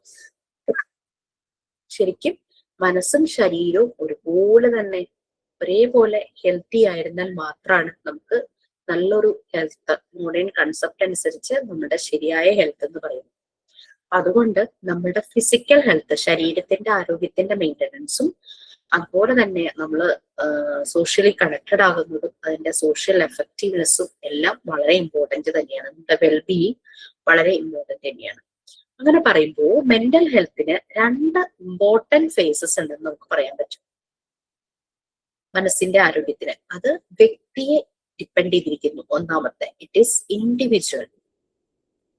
ഞാൻ വിചാരിക്കണം പലപ്പോഴും എനിക്ക് സന്തോഷം സമാധാനം കിട്ടും, പക്ഷേ എന്റെ ചുറ്റുപാടുമുള്ള ചില ഫാക്ടേഴ്സും എന്റെ മനസ്സിന്റെ ആരോഗ്യത്തിനെ ബാധിക്കുന്ന കാര്യങ്ങളാണ്. അപ്പൊ അത് സോഷ്യൽ, നമ്മളുടെ ചുറ്റുപാട്, നമ്മുടെ സാമൂഹികപരമായിട്ടും നമ്മൾ സോഷ്യലൈസ് ചെയ്തതും എല്ലാം. അപ്പൊ 2 കാര്യങ്ങളാണ് എക്സാമിന് പലപ്പോഴും ചോദിക്കാറുണ്ട്. മെന്റൽ ഹെൽത്തിന്റെ 2, അപ്പൊ നിങ്ങളത് മനസ്സിലാക്കുവാണെങ്കിൽ നിങ്ങൾക്ക് എത്രയാ അങ്ങനെയൊന്നും കൺഫ്യൂഷൻ അടിച്ച് ആലോചിക്കേണ്ട ആവശ്യമില്ല.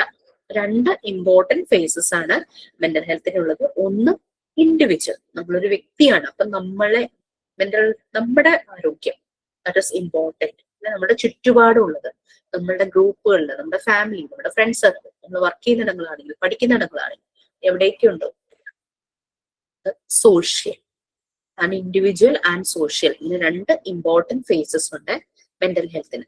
ഇൻഡിവിജ്വൽസ് മീൻസ് നമ്മൾ ഇന്റേണലി അഡ്ജസ്റ്റഡ് ആകണം. നമ്മളിപ്പോ ഒരു ബസ് വെയിറ്റിംഗ് ഷോപ്പിൽ നിൽക്കുകയാണ്, അവിടെ ഇരിക്കാനുള്ള സ്ഥലമുണ്ട്. കുറച്ചു നേരം നിൽക്കുമ്പോൾ എന്തായാലും ഒന്ന് ഇരിക്കാനായിട്ട് തോന്നും, നമ്മൾ ഇരിക്കുന്നു.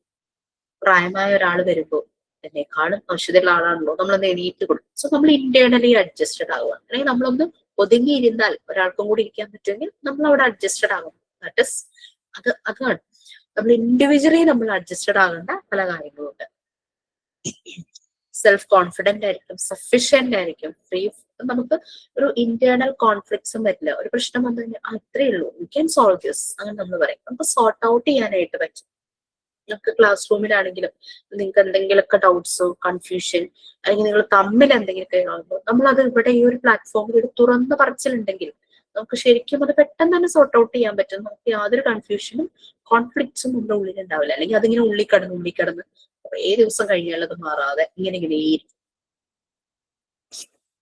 അത് പിന്നെ നമ്മൾ ജീവിക്കുന്നത് ഒരു സോഷ്യൽ സെറ്റപ്പിലാണല്ലേ. നമുക്കൊരു ഇൻഡിവിജ്വൽ ആണെങ്കിലും നമ്മൾ സോഷ്യലി കണക്റ്റഡ് ആവുന്ന ചില ഫാക്ടേഴ്സ് വരാറുണ്ട്. അപ്പൊ ആ ഒരു സോഷ്യൽ സെറ്റപ്പിലും നമ്മുടെ മനസ്സിന്റെ ആരോഗ്യം വളരെ ഇമ്പോർട്ടന്റ് തന്നെയാണ്. നമ്മൾ അഡ്ജസ്റ്റഡ് ആവുന്നു. കുറച്ചു മുമ്പ് പറഞ്ഞില്ലേ, സാറ്റിസ്ഫാക്ടറി എൻവയോൺമെന്റുമായിട്ട് അഡ്ജസ്റ്റ് ചെയ്യുന്നു. ദാറ്റ് ഈസ് നമ്മളുടെ ആ ഒരു സോഷ്യൽ ഹെൽത്ത്. നമ്മൾ സോഷ്യലൈസ് ചെയ്യുന്ന ഇടങ്ങളിലെ അഡ്ജസ്റ്റ്മെന്റ്. അങ്ങനെ സോഷ്യലൈസ് ചെയ്യാൻ പറ്റാത്ത കാര്യങ്ങൾ എന്നൊക്കെ പറഞ്ഞു കഴിഞ്ഞാൽ അതൊക്കെ സൈക്കാട്രിക് ഡിസോർഡർ ആണ്. സ്ക്രീസോഫ്രീനിയ എന്നൊക്കെ പറയും. ചിലപ്പോൾ ബൈപ്പോളാർ ഡിസോർഡർ, അങ്ങനെ പല രീതിയിലുള്ള ഡിസോർഡേഴ്സ് വരുന്ന ആളുകൾക്കാണ് സോഷ്യലി അഡ്ജസ്റ്റ് ചെയ്യാനായിട്ട് പറ്റാത്തത്. ചില പേഴ്സണാലിറ്റി ഡിസോർഡർ ഒക്കെ വരുമ്പോഴൊക്കെയാണ് പലപ്പോഴും സോഷ്യലി അഡ്ജസ്റ്റ് ചെയ്യാൻ പറ്റുന്നത്. പിന്നെ നമുക്ക് പറ്റാത്തൊരു സാഹചര്യമാണെങ്കിൽ നമ്മൾ അവിടെ നിന്ന് മാറി നിൽക്കാന്നേ ഉള്ളതുള്ളൂ കേട്ടോ. അല്ലാണ്ട് നമ്മൾ കഷ്ടപ്പെട്ട് അവിടെ പോയിട്ട് അഡ്ജസ്റ്റ് ചെയ്യേണ്ട കാര്യമൊന്നുമില്ല.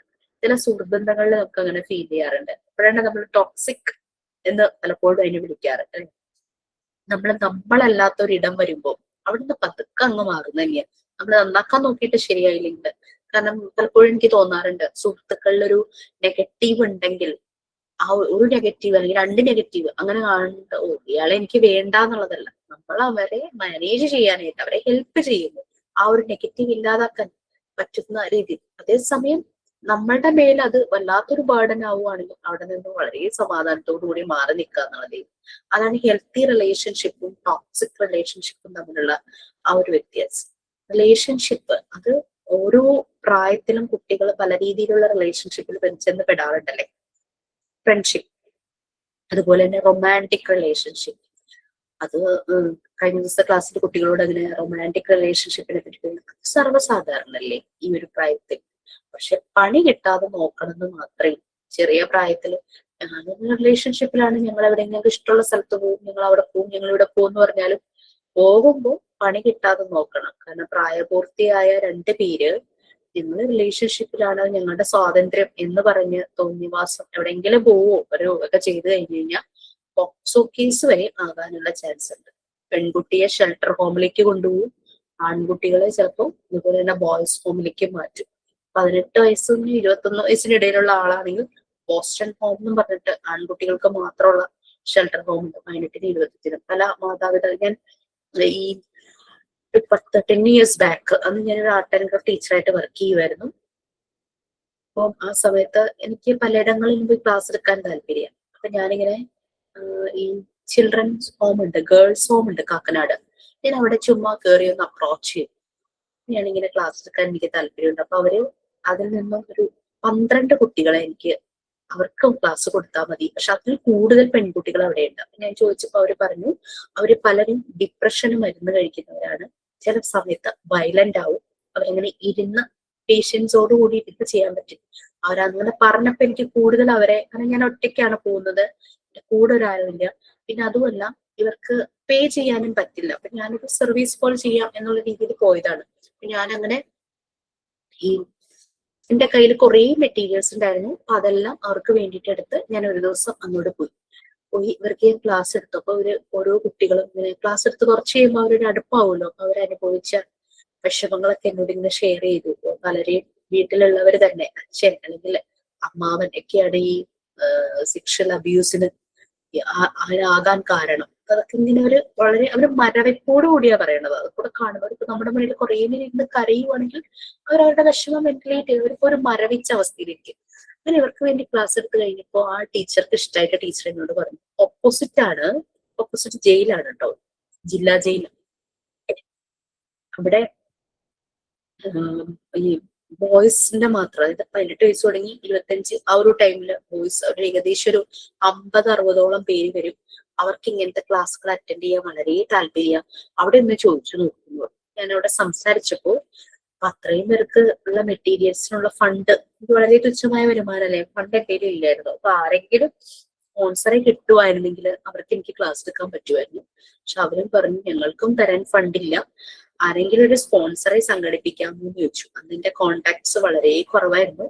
അങ്ങനെ ഒന്ന് സ്പോൺസർ ചെയ്യാൻ ആരെങ്കിലും കണ്ടുപിടിക്കാൻ തന്നെ എനിക്ക് വളരെ പ്രയാസമായിരുന്നു. നടന്നില്ല. ഇപ്പൊ ബോയ്സ് ഹോമിൽ 125ഓളം കുട്ടികളുണ്ടെന്നാണ് പറയണത്. അമ്മമാരൊക്കെ അവിടെ പോയിരുന്ന് പലപ്പോഴും കരയും. അവര് അവിടുത്തെ ഓഫീസേഴ്സിനോട് പറയണത് എന്താന്ന് വെച്ചാല്, നിങ്ങൾ ഇവരെ ഇവിടെ തന്നെ പാർപ്പിക്കാൻ പറ്റൂ. 25 ദിവസം എന്നാണ് എന്റെ ഒരു ഓർമ്മ. അത് കഴിഞ്ഞ് അവരെ തിരിച്ചു വീട്ടിലേക്ക് വിടും. കാരണം ഇവര് വീട്ടിൽ വന്നു കഴിഞ്ഞാൽ പ്രശ്നമാകുന്നു, സോഷ്യൽ ഇഷ്യൂസ് ഉണ്ടാക്കുന്ന വ്യക്തിയാണ്. കരഞ്ഞാര് പറയുന്നത്, എന്താ അമ്മ മകനെ എനിക്ക് വേണ്ട, ഇവിടെ തന്നെ വെച്ചോ, ജയിലിൽ തന്നെ വെച്ചോ എന്ന് പറയും. അപ്പൊ അങ്ങനത്തെ ഭയങ്കര വിഷമമൊക്കെയുള്ള കുറെ ഇൻസിഡൻസ് ഒക്കെയാണ് അവിടെയൊക്കെ കാര്യങ്ങളൊക്കെ വരുന്നത്. അത് നിങ്ങൾക്ക് അങ്ങനെ പറ്റുമെങ്കിൽ ഇങ്ങനെയുള്ള സ്ഥലങ്ങളിൽ ഇതുപോലെ പ്രായമായ ആൾക്കാർ താമസിക്കുന്ന ഇടങ്ങളിൽ ഒന്ന് പോകും. നമ്മുടെ കോഴ്സിന്റെ ഭാഗമായിട്ട് അതൊക്കെ ചെയ്യേണ്ടതാണ്. ഓൺലൈൻ ആയതുകൊണ്ട് നമുക്ക് പറ്റാറില്ല. നിങ്ങൾക്ക് പറ്റുമെങ്കിൽ അടുത്തിടങ്ങളിലൊക്കെ പോയി നോക്കൂ. ജയിലിലേക്കൊന്നും പോകണ്ട കേട്ടോ. എന്ന് പറഞ്ഞ പോലെ ഓൾഡ് ഏജ് ഹോം, പിന്നെ സ്പെഷ്യൽ നീഡ്സ് ആവശ്യമുള്ള ആളുകൾ, അവർ പ്രായമായി കഴിഞ്ഞാൽ അവരെ ചിലപ്പോൾ അവരുടെ കെയർ ഗീവേഴ്സ് ഒക്കെ മരിച്ചു പോയിട്ടുണ്ടെങ്കിൽ അവർ അനാഥരായി പോകുള്ളൂ. അപ്പൊ അവരെ ടേക്ക് കെയർ ചെയ്യുന്ന സ്ഥലങ്ങളൊക്കെ ഉണ്ട്. അവിടേക്ക് ഒന്ന് ഇടയ്ക്ക് പോയി അവരുമായിട്ടൊക്കെ സംസാരിക്കുക, അതൊക്കെ അവർക്കൊക്കെ ഭയങ്കര സന്തോഷമുള്ള കാര്യമായിരിക്കും. അങ്ങനെ സ്പെഷ്യൽ സ്കൂളുകൾ വിസിറ്റ് ചെയ്യുക, ബഡ് സ്കൂൾ വിസിറ്റ് ചെയ്യുക, അതൊക്കെ ചെയ്യുന്നത് നന്നായിരിക്കും. ഞങ്ങള് പഠിക്കുന്ന സമയത്ത് ഞങ്ങൾ ഓണം സെലിബ്രേഷൻ നടത്തിയത് ഇതുപോലെ ഒരു ഓൾഡ് ഏജ് ഹോമിലായിരുന്നു. ഞങ്ങൾക്ക് അങ്ങനെയായിരുന്നു ഞങ്ങളുടെ കോഴ്സിൽ അത് പറയുന്നുണ്ട്. അങ്ങനെയുള്ള വിസിറ്റ് ചെയ്ത് ഫുൾ ഡേ അവരുമായിട്ട് സ്പെൻഡ് ചെയ്യണം എന്നൊക്കെ. പറ്റുന്നവരൊക്കെ അത് ചെയ്യുക കേട്ടോ. It's too good. നമുക്ക് കുറെ കാര്യങ്ങൾ മനസ്സിലാക്കും പറ്റും. നമുക്ക് ചിലപ്പോ വിഷമങ്ങൾ ഉണ്ടാവുമെങ്കിലും നമുക്ക് ആളുകളെ അറിയാനായിട്ട് പറ്റും. നമ്മുടെ മുന്നിൽ വരുന്ന ആളുകളെ നമുക്ക് പെട്ടെന്ന് മനസ്സിലാക്കാനായിട്ട് പറ്റും. അപ്പൊ ആ ഒരു ഇന്റേണൽ അഡ്ജസ്റ്റ്മെന്റ് അത് തന്നെയാണ് പറയുന്നത്. നമ്മുടെ ഇതിനകത്ത് പറയുന്നത് മെന്റൽ ഹെൽത്ത് എന്ന് പറയുന്നത് ശരീരവും മനസ്സും നമ്മൾ ഒരുപോലെ നമുക്ക് അഡ്ജസ്റ്റ് ചെയ്ത് കൊണ്ടുപോകാനായിട്ട് പറ്റണം. അത് നമ്മൾ ചിലപ്പോൾ ഇൻഡിവിജ്വൽ ആയിട്ട് നമ്മളൊരു അഡ്ജസ്റ്റ്മെന്റിന് തയ്യാറാകണം. അതുപോലെ തന്നെ നമ്മൾ സോഷ്യലായിട്ട് തയ്യാറാകണം. അത് നമ്മൾ സൊസൈറ്റിയിൽ ജീവിക്കുകയാണ്, പല ആളുകളുമായിട്ട് നമ്മൾ കണക്റ്റഡ് ആണ്. അപ്പൊ പലപ്പോഴും പല സിറ്റുവേഷൻസ് നമുക്ക് മാനേജ് ചെയ്യേണ്ടതായിട്ട് വരും. അപ്പൊ മെന്റൽ ഹെൽത്തിന്റെ 2 ഇമ്പോർട്ടന്റ് ഫേസസ് അതാണ് ഇൻഡിവിജ്വലും സോഷ്യലും. നെക്സ്റ്റ് ഒരു ചെറിയ ടോപ്പിക്കുള്ളൂ. ഇത് കഴിഞ്ഞു കഴിഞ്ഞാൽ നിങ്ങൾക്ക് ഞാൻ സൈക്കോളജിക്കൽ ഫസ്റ്റ് എയ്ഡ് എന്ന് പറഞ്ഞിട്ടൊരു ടോപ്പിക് എടുക്കും. പ്ലീസ് സോറി, നിങ്ങളുടെ സിലബസിലൊന്നും കൊടുത്തിട്ടില്ല, പക്ഷെ അത് വേണം എന്ന് തോന്നുന്നതുകൊണ്ടാണ് ഞാൻ ഇത് എടുക്കുന്നത്. എല്ലാ ബാച്ചിലും എടുത്തിട്ടുണ്ട്, കുട്ടികൾ അത് വളരെ ആക്സെപ്റ്റ് ചെയ്തിട്ടുണ്ട്. അതിന്റെ ഒരു PDF ഞാൻ അയച്ചു തരും. നിങ്ങൾക്ക് അയച്ചു തന്നോ? PFA എന്ന് പറഞ്ഞ PDF അയച്ചു തന്നിട്ടുണ്ടോ? ഇല്ല. അത് അയച്ചു തരാം. നെക്സ്റ്റ് ക്ലാസ്സിൽ വരുമ്പോൾ ഒന്ന് വായിച്ചിട്ട് വരണം. അത് വേറെ ഒന്നുമല്ല. ഫസ്റ്റ് എയ്ഡ് നിങ്ങൾക്ക് എടുത്തില്ലേ? എടുത്തു. ഫസ്റ്റ് എയ്ഡിൽ നമുക്കറിയാം അല്ലെ, നമുക്കൊരു മുറിവ് വന്നാൽ എന്ത് ചെയ്യണം, പൊള്ളല് വന്നാൽ എന്ത് ചെയ്യണം, വെള്ളത്തിൽ മുങ്ങിപ്പോയി കഴിഞ്ഞാൽ എന്ത് ചെയ്യണം, അങ്ങനെ ഇങ്ങനെയൊക്കെ കുറെ സ്നേക്ക് ബൈറ്റിന്റെ കാര്യം, ഡോഗ് ബൈറ്റിന്റെ കാര്യം, അങ്ങനെ കുറെ കാര്യങ്ങൾ നമ്മൾ ഫസ്റ്റ് എയ്ഡിൽ പറഞ്ഞിട്ടുണ്ടാകാം. പെട്ടെന്ന് കുഴഞ്ഞു വീണാൽ എന്ത് ചെയ്യണം, പലയിടത്തും പല രീതിയിലുള്ള ട്രെയിനിങ്സ് പ്രൊവൈഡ് ചെയ്യുന്നുണ്ട്. CPR അങ്ങനെയൊക്കെ പറഞ്ഞിട്ട് തീപിടുത്തുണ്ടായാലായിട്ട് പെട്ടെന്ന് എന്ത് ചെയ്യണം, അങ്ങനെയൊക്കെ കാര്യങ്ങളൊക്കെ ഓരോ മോക്ക് ഡ്രില്ലും മോക്ക് ട്രെയിനിങ് ഒക്കെ കിട്ടാറുണ്ട്. നമ്മൾക്കറിയാം, നമ്മുടെ കൈ ഒന്ന് മുറിഞ്ഞു കഴിഞ്ഞു കഴിഞ്ഞാൽ നമ്മൾ ആ മുറിവിൽ മരുന്ന് വെക്കുന്നു, ഉണക്കുന്നു. എപ്പോഴും ആ മുറിവ് തന്നെ നോക്കി ഇപ്പൊ പണി. ഉണങ്ങി കഴിയുമ്പോ എന്താ, വലിയൊരു സ്കാർ ആയിരിക്കും അവിടെ. അപ്പൊ നമ്മുടെ സൗന്ദര്യത്തെ ബാധിക്കും. ആ സ്കാർ പാട് മാറ്റണം. അതിന് വേണ്ടിയിട്ട് ഏറ്റവും നല്ല പ്രോഡക്ട്സ് ഒക്കെ വാങ്ങിച്ച് അപ്ലൈ ചെയ്ത് ആ സ്കാർ മാറ്റുന്നവരെ നമുക്ക് സമാധാനമില്ല. സ്കാർ മാറ്റി കഴിയുമ്പോൾ ആകെ ഹാപ്പി ആയി. നമ്മുടെ മനസ്സിന് ഇങ്ങനെ മുറിവ് വന്നാൽ എന്ത് ചെയ്യും അല്ലെ? ശരീരത്തിന് കൊടുത്തതിനേക്കാൾ കൂടുതൽ കെയർ അവിടെ കൊടുക്കേണ്ടി വരും. അപ്പൊ നമുക്ക് ഹീൽ ചെയ്യാൻ പറ്റണം. ഒരാളുടെ മനസ്സിനൊരു മുറിവേറ്റാൽ നമുക്ക് ഹീൽ ചെയ്യാനായിട്ട് പറ്റണം. നമ്മൾക്കും പറ്റിക്കഴിഞ്ഞാൽ സെൽഫ് ഹീലിംഗ് അതും നമുക്ക് പറ്റണം അല്ലെ? അതിന് വേണ്ടിയിട്ടാണ് ഈ ഒരു ടോപ്പിക് ഞാൻ ഇതിന്റെ കൂടെ ഇൻക്ലൂഡ് ചെയ്ത് ചേർത്ത് പഠിപ്പിക്കുന്നത്. പെട്ടെന്ന് എല്ലാവരുടെയും ഒരു ഡൗട്ട് ഇതാ, പരീക്ഷയ്ക്ക് വരുമോ? നിങ്ങൾ പേടിക്കണ്ട. നിങ്ങൾ നല്ലപോലെ മനസ്സിലാക്കി കഴിഞ്ഞാൽ എവിടെ നിന്നൊക്കെ എങ്ങനെയൊക്കെ ക്വസ്റ്റ്യൻ വന്നാലും നിങ്ങൾ ഒട്ടും വിഷമിക്കില്ല. പെട്ടെന്ന് തന്നെ അത് കണക്ട് ചെയ്ത് എഴുതാനായിട്ട് പറ്റും. നമ്മൾ കാണാതെ പഠിക്കുകയല്ലോ, നമ്മൾ നമ്മുടെ ലൈഫ് എക്സ്പീരിയൻസുമായിട്ട് കണക്ട് ചെയ്തിട്ടാണ് ഓരോ കാര്യങ്ങളും നമ്മൾ ഡിസ്കസ് ചെയ്ത് മനസ്സിലാക്കി പോകുന്നത്. അല്ലാതെ ഒരിക്കലും കാണാതെ പഠിക്കില്ലേ. മോണ്ടിസോറി മെത്തേഡേ അതല്ല. ഇപ്പോഴത്തെ എഡ്യൂക്കേഷൻ സിസ്റ്റം അങ്ങനെ ആവരുതെന്ന് തന്നെയാണ്. മെമ്മറൈസേഷനിൽ മാത്രമായിട്ട് ഒതുങ്ങി പോകരുത്, മക്കപ്പ് ചെയ്യരുത്. ലേൺ, അൺലേൺ, റീലേൺ, ഇതാണ് നമ്മളുടെ ലേണിംഗ് പ്രോസസ്സിന്റെ രീതി. നമ്മൾ പഠിക്കുക, മനസ്സിലാക്കുക, ലേൺ, വീണ്ടും മനസ്സിലാക്കേണ്ടതുണ്ടെങ്കിൽ വീണ്ടും അതിനെ മനസ്സിലാക്കുക, റീലേൺ. ആവശ്യമില്ലാത്ത സാധനമാണോ, അൺലേൺ, അത് വേണ്ട. ആ ഒരു പഠന രീതിയാണ്. നമ്മൾ സ്കൂളിലൊക്കെ പഠിക്കുമ്പോൾ സോഷ്യലിലൊക്കെ ഈ ഓരോ യുദ്ധത്തിന്റെ ഡേറ്റും അങ്ങനെ കുറെ ഓരോരുത്തരും ഭരിച്ച കാലഘട്ടം ഓർത്തിരിക്കാൻ നല്ല വിഷമല്ലേ. അതിന് വേണ്ടിയിട്ട് നമ്മൾ ചില കോഡൊക്കെ ഉപയോഗിക്കും, അത് ഓർത്തിരിക്കാൻ വേണ്ടിയിട്ട്. ആ എക്സാം കഴിയുമ്പോഴേ അതങ്ങ് പോകും. ചിലർക്ക് ഓർമ്മയിലൊക്കെ ഉണ്ടാവും. അതൊരു മെമ്മറൈസേഷന്റെ ടെക്നിക്കാണ് അല്ലെ? അവിടെ നമ്മൾക്ക് കാര്യമായിട്ട് ലേൺ ചെയ്യാനില്ല, അവിടെ അൺലേൺ തന്നെയാണ് ശരിക്കും സംഭവിക്കുന്നത്. വേണ്ടുന്ന കാര്യങ്ങൾ നമ്മൾ വീണ്ടും മനസ്സിലാക്കുന്നു, റീലേൺ. ഈ 3 പ്രോസസ്സിലൂടെയാണ് നമ്മുടെ ലേണിംഗ് പ്രോസസ്സ് പോകുന്നത്. ഓക്കെ, നെക്സ്റ്റ് ഭാഗം കൂടെ ഒന്ന് വായിച്ചോളൂ. അത് കഴിഞ്ഞിട്ട് നമ്മുടെ ഈ ചാപ്റ്റർ തീരും. നെക്സ്റ്റ് ക്ലാസ്സിലായിരിക്കും ഞാൻ PFA എടുക്കുന്നത്. ജസ്റ്റ് സമയം ഉണ്ടെങ്കിൽ ഒരു ഇൻട്രോ പറഞ്ഞേക്കാം. PFAയുടെ നോ ടെൻഷൻ, എങ്ങനെ ക്വസ്റ്റ്യൻ ചോദിച്ചാലും നിങ്ങൾക്ക് ആൻസർ ചെയ്യാൻ പറ്റും. Okay, വായിക്കുവായിരിക്കും.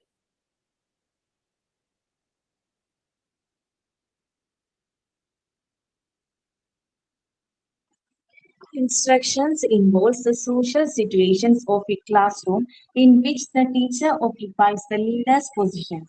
A role is thus wanted from the teacher which requires certain professional traits. It is well known that accomplishment is influenced by personality factors of a physically, socially, mentally, and emotionally healthy, productive individual. The important professional traits of a mentally healthy teacher are the following. First one, good knowledge of a subject matter in which he has especially. Second one, capacity and willingness to teach effectively and mastery of communication skill. Third one, ability and desire to improve professional skills and achieve capacity to the study of a professional books and magazine. Fourth one, capacity to work together to share experiences with other staff members. Fifth one, capacity to assume an attitude of individual responsibility and cooperative functioning. Next one, acceptance and understanding of children. Next one, realistic attention of the social expectations and understanding of the social role. Last one, respect for identity and one's profession. Okay, personality traits നമ്മൾ പറയില്ലേ, സ്വഭാവ ഗുണങ്ങൾ, ഡിസ്റ്റിങ്വിഷിംഗ് factors, നമ്മളെ ഒരാളിൽ നിന്നും വേർതിരിക്കുന്ന identity എന്നൊക്കെ നമ്മൾ പറയില്ലേ. അയാളുടെ ഒരു ഐഡന്റിറ്റി അതാണ്. ചിലപ്പോൾ അയാളുടെ സ്മൈലായിരിക്കാം, അയാളുടെ ചിലപ്പോൾ ഫിസിക്കൽ ഫാക്ടേഴ്സ് ആയിരിക്കാം, അതായത് മുടിയായിരിക്കാം, മൂക്കായിരിക്കാം, കണ്ണായിരിക്കാം. ഓരോരുത്തരെയും മറ്റുള്ളവരിൽ നിന്നും യുണീക്ക് ആക്കുന്ന ഒരു ഫാക്ടർ. ഈവൻ ഇപ്പോ പൊക്കം കുറഞ്ഞതെന്ന് പറഞ്ഞാലും ചിലർ എന്നെ പറയുന്നത് അങ്ങനെയാ കേട്ടോ, എനിക്ക് ഹൈറ്റ് കുറവാണ്, ദാറ്റ് ഇസ് മൈ ഐഡന്റിറ്റി അല്ലേ, അതിന്റെ ഒരു ഐഡന്റിറ്റി. പൊക്കം കൂടിയ ഒരാൾക്ക് അതായിരിക്കും ഐഡന്റിറ്റി. ചബിയാണ്, മണ്ണുണ്ട്, ദാറ്റ് ഇസ് മണ്ണ്, വേറൊരു ഐഡന്റിറ്റി. സ്ലിം ആണ്, ദാറ്റ് ഇസ് ഓൾസോ ഐഡന്റിറ്റി അല്ലെ. നല്ല കണ്ണാണ്, നല്ല ചിരിയാണ്, നല്ല മൂക്കാണ് എന്നൊക്കെ പറയുന്നത്. ചെവി കണ്ടു, ചെവിയുടെ ഷേപ്പ് കണ്ടു, ചിലരുടെയൊക്കെ പറയില്ലേ, മുടി കണ്ടു, മുടിയുടെ ഒരു ഇത് കണ്ടു എന്നൊക്കെ പറയുന്നത്. നമ്മളെ ഓരോരുത്തരിൽ നിന്നും വ്യത്യസ്തമാക്കുന്ന ചില സ്വഭാവ ഗുണങ്ങൾ, നമ്മുടെ ഒരു ട്രേറ്റ്സ്, ചിലപ്പോൾ നമ്മുടെ രീതികൾക്കായിരിക്കും, നമ്മുടെ സ്വഭാവം, നമ്മുടെ ബിഹേവിയർ, നമ്മുടെ പെരുമാറ്റം, ദാറ്റ് ഇസ് ഓൾസോ ഐഡന്റിറ്റി. ഒരു ക്ലാസ് റൂമില് ഒരു ടീച്ചർ എന്ന് പറഞ്ഞു കഴിഞ്ഞാൽ വളരെ ഇമ്പോർട്ടന്റ് ആണ്. ഒരു പൊട്ടന്റ് ഫോഴ്സ് ആണ് ഒരു ടീച്ചർ എന്ന് പറയുന്നത്. എന്നോടൊരു കുട്ടി ചോദിച്ചു, മിസ്സേ ആ ഒരു ക്ലാസ് റൂമിന്റെ പൊട്ടന്റ് ഫോഴ്സ് എന്ന് പറയുന്നത് സ്റ്റുഡൻസ് അല്ലേ, ടീച്ചർ എങ്ങനെയാ ആവാന്ന് ചോദിച്ചു. നമ്മളൊരു ഫോഴ്സ് എന്ന് പറഞ്ഞാൽ എന്താ, എനിക്ക് ഈ ടേബിൾ നീക്കണം, ഞാനൊരു ഫോഴ്സ് കൊടുക്കുമ്പോൾ ടേബിൾ മൂവ് ചെയ്യും, അല്ലെങ്കിൽ ആ ടേബിൾ അവിടെ തന്നെ കിടക്കും. ഞാൻ എത്രത്തോളം ഫോഴ്സ് കൊടുക്കുന്നു അതിനനുസരിച്ച് ടേബിൾ മൂവ് ചെയ്യും. ഒരു കുട്ടിയുടെ അകത്തുള്ള കഴിവ് കണ്ടെത്തുന്നത് ആ ടീച്ചറാണ്. ടീച്ചറാണ് കുട്ടിയെ ട്രിഗർ ചെയ്യുന്നത്. മീൻസ് ഫോഴ്സ് കൊടുക്കുന്നത് ടീച്ചറാണ്, ഫോഴ്സ് ആയിട്ട് നിൽക്കുന്നത് ആ ടീച്ചറാണ്. അപ്പോഴാണ് കുട്ടിയുടെ ഉള്ളിൽ നിന്നും അത് പുറത്തേക്ക് വന്ന് അവനത് പെർഫോം ചെയ്ത് അവൻ ഹൈ ലെവലിലേക്ക് പോകുന്നത്. ഓരോ കുട്ടിയുടെയും കഴിവ് കണ്ടെത്താനുള്ള ഒരു പ്രത്യേക കഴിവ് ടീച്ചർമാർക്കുണ്ട്. സോ ഒരു ക്ലാസ് റൂമിന്റെ പൊട്ടന്റ് ഫോഴ്സ് എന്ന് പറഞ്ഞു കഴിഞ്ഞാൽ, ക്ലാസ് റൂമിന്റെ മാനേജറാണ് ടീച്ചർ. ടീച്ചർ ഒരു ഡേറ്റ കോച്ച് ആയിരിക്കണം, ഇൻഫർമേഷൻസിന്റെ ഒരു ഭണ്ഡാരം എന്നൊക്കെ പറയില്ലേ, അതായിരിക്കണം ഒരു ടീച്ചർ. അപ്പോഴാണ് ക്ലാസ് റൂം വളരുള്ളൂ. ഓക്കെ, അങ്ങനെ കുറെ പേഴ്സണൽ അതുപോലെ തന്നെ പ്രൊഫഷണൽ ട്രേറ്റ്സ് ഒരു മെന്റലി ഹെൽത്തി ആയിട്ടുള്ള ഒരു ടീച്ചർക്ക് വേണം. അതാണ് ഇപ്പൊ അശ്വതി 1, 2, 3 എന്ന് പറഞ്ഞ നമ്പർ ഇട്ട് പറഞ്ഞില്ലേ. അപ്പൊ പല പേഴ്സണാലിറ്റി ഫാക്ടേഴ്സും, ചിലപ്പോൾ ഫിസിക്കലി ആയിരിക്കാം, സോഷ്യലി പെരുമാറുന്നതായിരിക്കാം, മെന്റലി ആയിരിക്കാം, കാര്യങ്ങൾ മാനേജ് ചെയ്യാനുള്ള കഴിവ്, ഇമോഷണലി ഹെൽത്തി, വളരെ പ്രൊഡക്റ്റീവ്, കോൺഫിഡൻസ് ഫീൽ ചെയ്യും ആ ഒരു വ്യക്തിയോട് നമ്മൾ കാര്യങ്ങൾ ഷെയർ ചെയ്യുമ്പോൾ. നമുക്ക് ഐഡിയാസ് തരാൻ അയാൾ ഭയങ്കര കേപ്പബിൾ ആയിരിക്കും. അത്രയും ഒരു പ്രൊഡക്റ്റീവ് ആയിട്ടുള്ള ഇൻഡിവിജ്വൽ. ആ ഒരു ടീച്ചർക്ക്, മെന്റലി ഹെൽത്തി ആയിട്ടൊരു ടീച്ചർക്ക്, ഒരു പ്രൊഡക്റ്റീവ് ആയിട്ടുള്ള ഒരു ടീച്ചർക്ക്, ടീച്ചർ എടുക്കുന്ന സബ്ജക്ട് എന്ത് തന്നെയായാലും അതിനെക്കുറിച്ച് നല്ലൊരു നോളജ്, ഗുഡ് നോളജ് ആയിരിക്കണം. ഏതിലാണോ സ്പെഷ്യലൈസ് ചെയ്തിരിക്കുന്നത് അത്. പിന്നെ എഫക്റ്റീവായിട്ട് കാര്യങ്ങൾ അവതരിപ്പിക്കാൻ, പഠിപ്പിക്കാൻ, ലേണിംഗ് പ്രോസസ്സിലൂടെ കുട്ടികളെ കൊണ്ടുപോകാനായിട്ട് പറ്റുന്ന രീതിയിലുള്ള കമ്മ്യൂണിക്കേഷൻ സ്കിൽസ് ഉണ്ടായിരിക്കും. എനിക്ക് കുറേ കാര്യങ്ങൾ അറിയാം, പക്ഷെ എനിക്കത് നിങ്ങളിലേക്ക് എത്തിക്കാൻ പറ്റുന്നില്ല. എന്റെ കമ്മ്യൂണിക്കേഷൻ വളരെ പൂറാണെങ്കിൽ കാര്യമില്ലല്ലോ, അതിൻ്റെ ഉള്ളിൽ ഇരിക്കുകയുള്ളൂ ആ നോളജ്. അത് എഫക്റ്റീവായിട്ട് മറ്റുള്ളവർക്ക് പറഞ്ഞു കൊടുക്കാനുള്ള കഴിവുണ്ടായിരിക്കണം. പിന്നെ ഞാനിങ്ങനെ വിചാരിക്കും, ഞാൻ ഭയങ്കര ഇതിലെ കുഴിയാണ്, വേറെ ആരും ഇല്ല എന്ന് വിചാരിക്കില്ല. എനിക്ക് എന്റെ പ്രൊഫഷണൽ സ്കിൽ ഓരോ നിമിഷം കഴിയുന്തോറും ഇംപ്രൂവ് ചെയ്യാനായിട്ട് ആ ഒരു മനസ്സുണ്ടായിരിക്കണം. നമ്മൾക്ക് ടീച്ചേഴ്സിന് നമ്മുടെ ആ ഒരു പ്രൊഫഷണൽ സ്കിൽ ഉണ്ട്. പ്രൊഫഷണൽ സ്കിൽ എന്ന് പറഞ്ഞാൽ എന്താ? ലേണിംഗ്, ടീച്ചിങ്, അതാണ് നമ്മുടെ ഒരു പ്രൊഫഷണൽ സ്കിൽ. അത് നല്ല രീതിയിൽ ഇംപ്രൂവ് ആക്കാനായിട്ട് നമുക്ക് പറ്റണം. അതിന് വേണ്ടിയിട്ട് എന്തൊക്കെ റെഫർ ചെയ്യാമോ? ഇഷ്ടംപോലെ ഓപ്ഷൻസ് ആണല്ലേ. നമുക്ക് ബുക്കുകൾ വാങ്ങണമെന്നില്ല, നമുക്ക് ഓൺലൈൻ അവൈലബിൾ ആണ്. പ്രൊഫഷണൽ ബുക്സും ചെറിയ പേയ്മെന്റ് ഒക്കെ കൊടുത്തു കഴിഞ്ഞാൽ ചില ബുക്ക് നമുക്ക് ഒരു മാസം റീഡ് ചെയ്യാനുള്ള സമയം കിട്ടും. അങ്ങനെ പ്രൊഫഷണൽ ബുക്സും മാഗസീൻസും ഒക്കെ വായിച്ച് നല്ലപോലെ മനസ്സിലാക്കി നമ്മൾ നമ്മുടെ ആ ഒരു പ്രൊഫഷണലിസം, ആ സ്കില്ല് ഇംപ്രൂവ് ചെയ്യും. പിന്നെ മറ്റു ടീച്ചേഴ്സും സ്റ്റാഫ് മെമ്പേഴ്സും നമുക്ക് തന്നെ ടീച്ചേഴ്സ് വേറെ ഉണ്ട്, ടെക്നിക്കൽ സ്റ്റാഫ് ഉണ്ട്, നമ്മളെ അഡ്മിനിസ്ട്രേഷൻ, നിങ്ങളെ PROs വിളിക്കുന്നു അല്ലെ, അങ്ങനെ കുറെ അങ്ങനെ ഓരോരോ സെഷൻ ഉണ്ട്. അങ്ങനെ മറ്റ് സ്റ്റാഫ് മെമ്പേഴ്സുമായിട്ട് ഒരുമിച്ച് വർക്ക് ചെയ്യാൻ ഞങ്ങൾക്ക് ഒറ്റയ്ക്ക് ചെയ്യാൻ പറ്റില്ല. പലപ്പോഴും ഈ ക്ലാസ് റൂം സെറ്റ് ചെയ്യണമെങ്കിൽ നമ്മുടെ ഒരു ടെക്നിക്കൽ ടീം അവിടെയുണ്ട്. രാഖി, റിച്ചു, നിതീഷ്, അങ്ങനെ കുറെ പേര്, ഗോപിക, ജിത, പിന്നെ ചിപ്പി, അങ്ങനെ കുറെ പേര്. നിങ്ങൾക്ക് ക്വസ്റ്റ്യൻ പേപ്പർ എത്തിച്ച് തരുന്ന ചിപ്പി ആയിരിക്കാം. നിങ്ങളുടെ ക്ലാസ് റൂം ഓൺ ചെയ്യുന്നത്, നിങ്ങൾക്ക് വേണ്ട മെസ്സേജസ് പ്രിപ്പയർ ചെയ്യുന്നത് രാഖി ആയിരിക്കാം. ടെക്നിക്കൽ ഇഷ്യൂസ് വന്നു കഴിഞ്ഞാൽ റിജു വന്നത് ശരിയാക്കും. റെക്കോർഡ്സ് എല്ലാം നോക്കി ഗോപികയും ജിതയും കൂടെ അത് നമുക്ക് ഷെയർ ചെയ്ത് തരും. അങ്ങനെ ഒരു ടീച്ചർ വർക്ക് ചെയ്യാന്ന് പറഞ്ഞു കഴിഞ്ഞാൽ അതർ സ്റ്റാഫ് മെമ്പേഴ്സ് ഉണ്ട് ടീച്ചറിന്റെ പുറകെ. അവര് അണിയറയിലെ ആയിരിക്കും, അരങ്ങത്തേക്ക് വരണമെന്നില്ല. നിങ്ങൾ കാണുന്നത് ഞങ്ങൾ മാത്രമായിരിക്കും, പക്ഷെ you people are committed to others. നിങ്ങൾ കാണാത്ത കുറെ ആളുകളോട് നിങ്ങൾക്ക് റെസ്പോൺസിബിലിറ്റി, കമ്മിറ്റ്മെന്റും ഉണ്ട്. ഓക്കെ, ഓരോ ബാച്ചും പാസ് ഔട്ടായി ഹാപ്പി ആയിട്ട് പോകുമ്പോൾ ഞങ്ങൾ മാത്രമല്ല സന്തോഷിക്കുന്നത്, ഈ പുറകിലുള്ള എൻ്റെ ടീം, അവരുടെ വർക്ക് കാരണവും അവരും എല്ലാവരും ഹാപ്പി ആവുന്ന നിമിഷമൊക്കെ തന്നെയാണ്. അപ്പൊ അങ്ങനെ എല്ലാവരുമായിട്ട് ഒരുമിച്ച് വർക്ക് ചെയ്യാനുള്ള ഒരു മനസ്സ് ഒരു പ്രൊഡക്റ്റീവ് ആയിട്ടുള്ള ഒരു ടീച്ചർക്ക് വേണം. എന്തെങ്കിലും എക്സ്പീരിയൻസ് ഉണ്ടെങ്കിൽ അത് ഷെയർ ചെയ്യണം വിത്ത് അതർ സ്റ്റാഫ് മെമ്പേഴ്സ്. ആ ഒരു റെസ്പോൺസിബിലിറ്റി, നമുക്ക് സഹകരണ മനോഭാവത്തോടെയുള്ള വർക്ക് ചെയ്യാനുള്ള കോപ്പറേറ്റീവ് ഫങ്ഷൻസ് അല്ലെ. പിന്നെ അതുപോലെ തന്നെ കുട്ടികളെ ഏറ്റവും ഇമ്പോർട്ടന്റ്, അവരെ മനസ്സിലാക്കുക, അവരെ അക്സെപ്റ്റ് ചെയ്യുക. അവരെന്താണോ ആ രീതിയിൽ തന്നെ അവരെ അക്സെപ്റ്റ് ചെയ്യുക. പല കുട്ടികൾക്കും പല പൊട്ടൻഷ്യൽ ആയിരിക്കും. ചിലർക്ക് എഴുതാൻ പറ്റുന്നുണ്ടാവില്ല, ചിലർക്ക് വായിക്കാൻ ഓക്കെ ആയിരിക്കും, ചിലർക്ക് വായിക്കാൻ പറ്റില്ല, അവരെ എഴുതി വരച്ചൊക്കെ വയ്ക്കും. ഓരോ കുട്ടി യുണീക്കാണ്. അവരെ അക്സെപ്റ്റ് ചെയ്യാനും അവരെ മനസ്സിലാക്കാനും പറ്റണം. പിന്നെ ഈ ഒരു സൊസൈറ്റിയിൽ എന്റെ റോൾ എന്താണ്, അത് അതിനെക്കുറിച്ച് ധാരണ നമുക്ക് ഉണ്ടാവണം. ആസ് എ ടീച്ചർ സൊസൈറ്റിയിൽ എന്റെ റോൾ എന്താണ്, ഞാൻ എന്താണ് ചെയ്യേണ്ടത് സൊസൈറ്റിക്ക് വേണ്ടിയിട്ട്. പിന്നെ ഓരോ ആളുകളുടെ പ്രൊഫഷനെയും നമ്മൾ റെസ്പെക്ട് ചെയ്യണം, അവരുടെ ഐഡന്റിറ്റി, അതിനെല്ലാം നമ്മൾ റെസ്പെക്ട് ചെയ്യണം. ഇത്രയും കാര്യങ്ങളാണ് നമുക്ക് മെന്റൽ ഹെൽത്ത് ആൻഡ് ഹൈജീൻ. നമ്മൾ കുറേ കാര്യങ്ങൾ പറഞ്ഞു വന്നെങ്കിൽ നമ്മൾ ലാസ്റ്റ് എത്തിച്ചേരുന്നത് ആസ് എ ടീച്ചർ പ്രൊഡക്റ്റീവ് ആയിട്ടുള്ള, ഹെൽത്തി, മെന്റലി, സോഷ്യലി, ഫിസിക്കലി എല്ലാം ഹെൽത്തി ആയിട്ടുള്ള ടീച്ചർ എന്ന നിലയിൽ ഞാൻ എന്തെല്ലാം ശ്രദ്ധിക്കണം, എന്റെ പ്രൊഫഷണൽ ട്രേഡ്സ് എന്തൊക്കെയാകണം എന്നായിരുന്നു നമ്മൾ പറഞ്ഞത്. ഓക്കെ, നമുക്കപ്പോ നെക്സ്റ്റ് ഡേ PFA. ഞാൻ പറഞ്ഞല്ലോ, നമ്മുടെ മനസ്സിനെ ഏൽക്കുന്ന മുറിവിനെ നമുക്ക് ഹീൽ ചെയ്യാൻ പറ്റണം. കാരണം അത് ഹീൽ ചെയ്യാന്ന് പറഞ്ഞു കഴിഞ്ഞാൽ ശരീരത്തിന് പുറത്തുള്ള വൂണ്ട് പോലെയല്ല, അതിന് ഇഷ്ടംപോലെ നല്ല മരുന്നുകൾ ഉണ്ടാവും. ഇതിനുള്ള മരുന്ന് ചിലപ്പോൾ മനുഷ്യര് തന്നെയായിരിക്കും മരുന്ന്, മനുഷ്യര് തന്നെയായിരിക്കും തണലേകുന്ന കുട എന്നൊക്കെ പറയുന്നത്. ഒരു മരം എന്ന് പറയുന്നത് ചിലപ്പോൾ മനുഷ്യരായിരിക്കും. ചില ആളുകളുടെ അടുത്തൊക്കെ നമുക്ക് ഭയങ്കര കംഫർട്ടബിൾ ആയിരിക്കും അല്ലെ, നമുക്ക് നമ്മളായി മാറുന്ന പോലെ നമ്മളെ നമുക്ക് എക്സ്പ്രസ് ചെയ്യാൻ പറ്റുന്ന ചില വ്യക്തികൾ ഉണ്ടായിരിക്കും. അതൊരു ഭാഗ്യം തന്നെയാണ്. നമ്മളെ കേൾക്കുന്നവര്, അത് തന്നെയാണ് ഏറ്റവും ഭാഗ്യം. ഇപ്പോഴത്തെ കാലഘട്ടത്തിൽ കേൾക്കാൻ ഒരാള്, ചില മീറ്റിങ്ങിലെ പാരന്റ്സ്, എനിക്ക് സമയമില്ല അതൊന്നും പറഞ്ഞപ്പോഴേ ഞാനിങ്ങനെ അവരൊന്നും പറഞ്ഞില്ല. പിന്നെ അവരെ റിയലൈസ് ചെയ്യിക്കുകയായിരുന്നു, സമയമില്ല എന്ന് പറഞ്ഞവർ പിന്നെ അവിടെ നിന്ന് എണീറ്റില്ല സീറ്റിൽ നിന്ന്, അവരവിടെ തന്നെ. അങ്ങനെ നമുക്ക് ചെയ്യാൻ പറ്റുന്ന കാര്യങ്ങൾ നമുക്ക് മാക്സിമം ചെയ്യാം. അപ്പൊ നിങ്ങൾക്ക് എന്തൊക്കെ ചോദിക്കാനോ ഷെയർ ചെയ്യാനോ ഉണ്ടെങ്കിൽ ചോദിക്കൂട്ടോ. EFA കൂടെ എടുത്തിട്ട് അതും കൂടെ ചേർത്തിട്ട് ക്വസ്റ്റ്യൻസ് തരാം. കൺഫ്യൂഷൻ ആകണം. ഓക്കെ, റെക്കോർഡ് റൈറ്റിംഗിന്റെ ഡീറ്റെയിൽസ് നിങ്ങളോട് പറഞ്ഞിട്ടുണ്ടോ? ഇല്ല മാം. ഓക്കെ, നമുക്ക് 5 റെക്കോർഡ് ജസ്റ്റ് ഒന്ന് പറയാം. നെക്സ്റ്റ് ക്ലാസ്സിൽ കുറച്ചുകൂടെ വിശദമാക്കാം. ഒരു റെക്കോർഡിന്റെ ഡീറ്റെയിൽ തരുകയും ചെയ്യാം. നിങ്ങൾക്ക് അപ്പൊ പതുക്കെ പതുക്കെ എഴുതി തുടങ്ങാലോ. നമുക്ക് 5 റെക്കോർഡ്സ് അവൈലബിൾ ആണ്. അല്ല, നമ്മളത് വാങ്ങിയിട്ടുണ്ട് കേട്ടോ.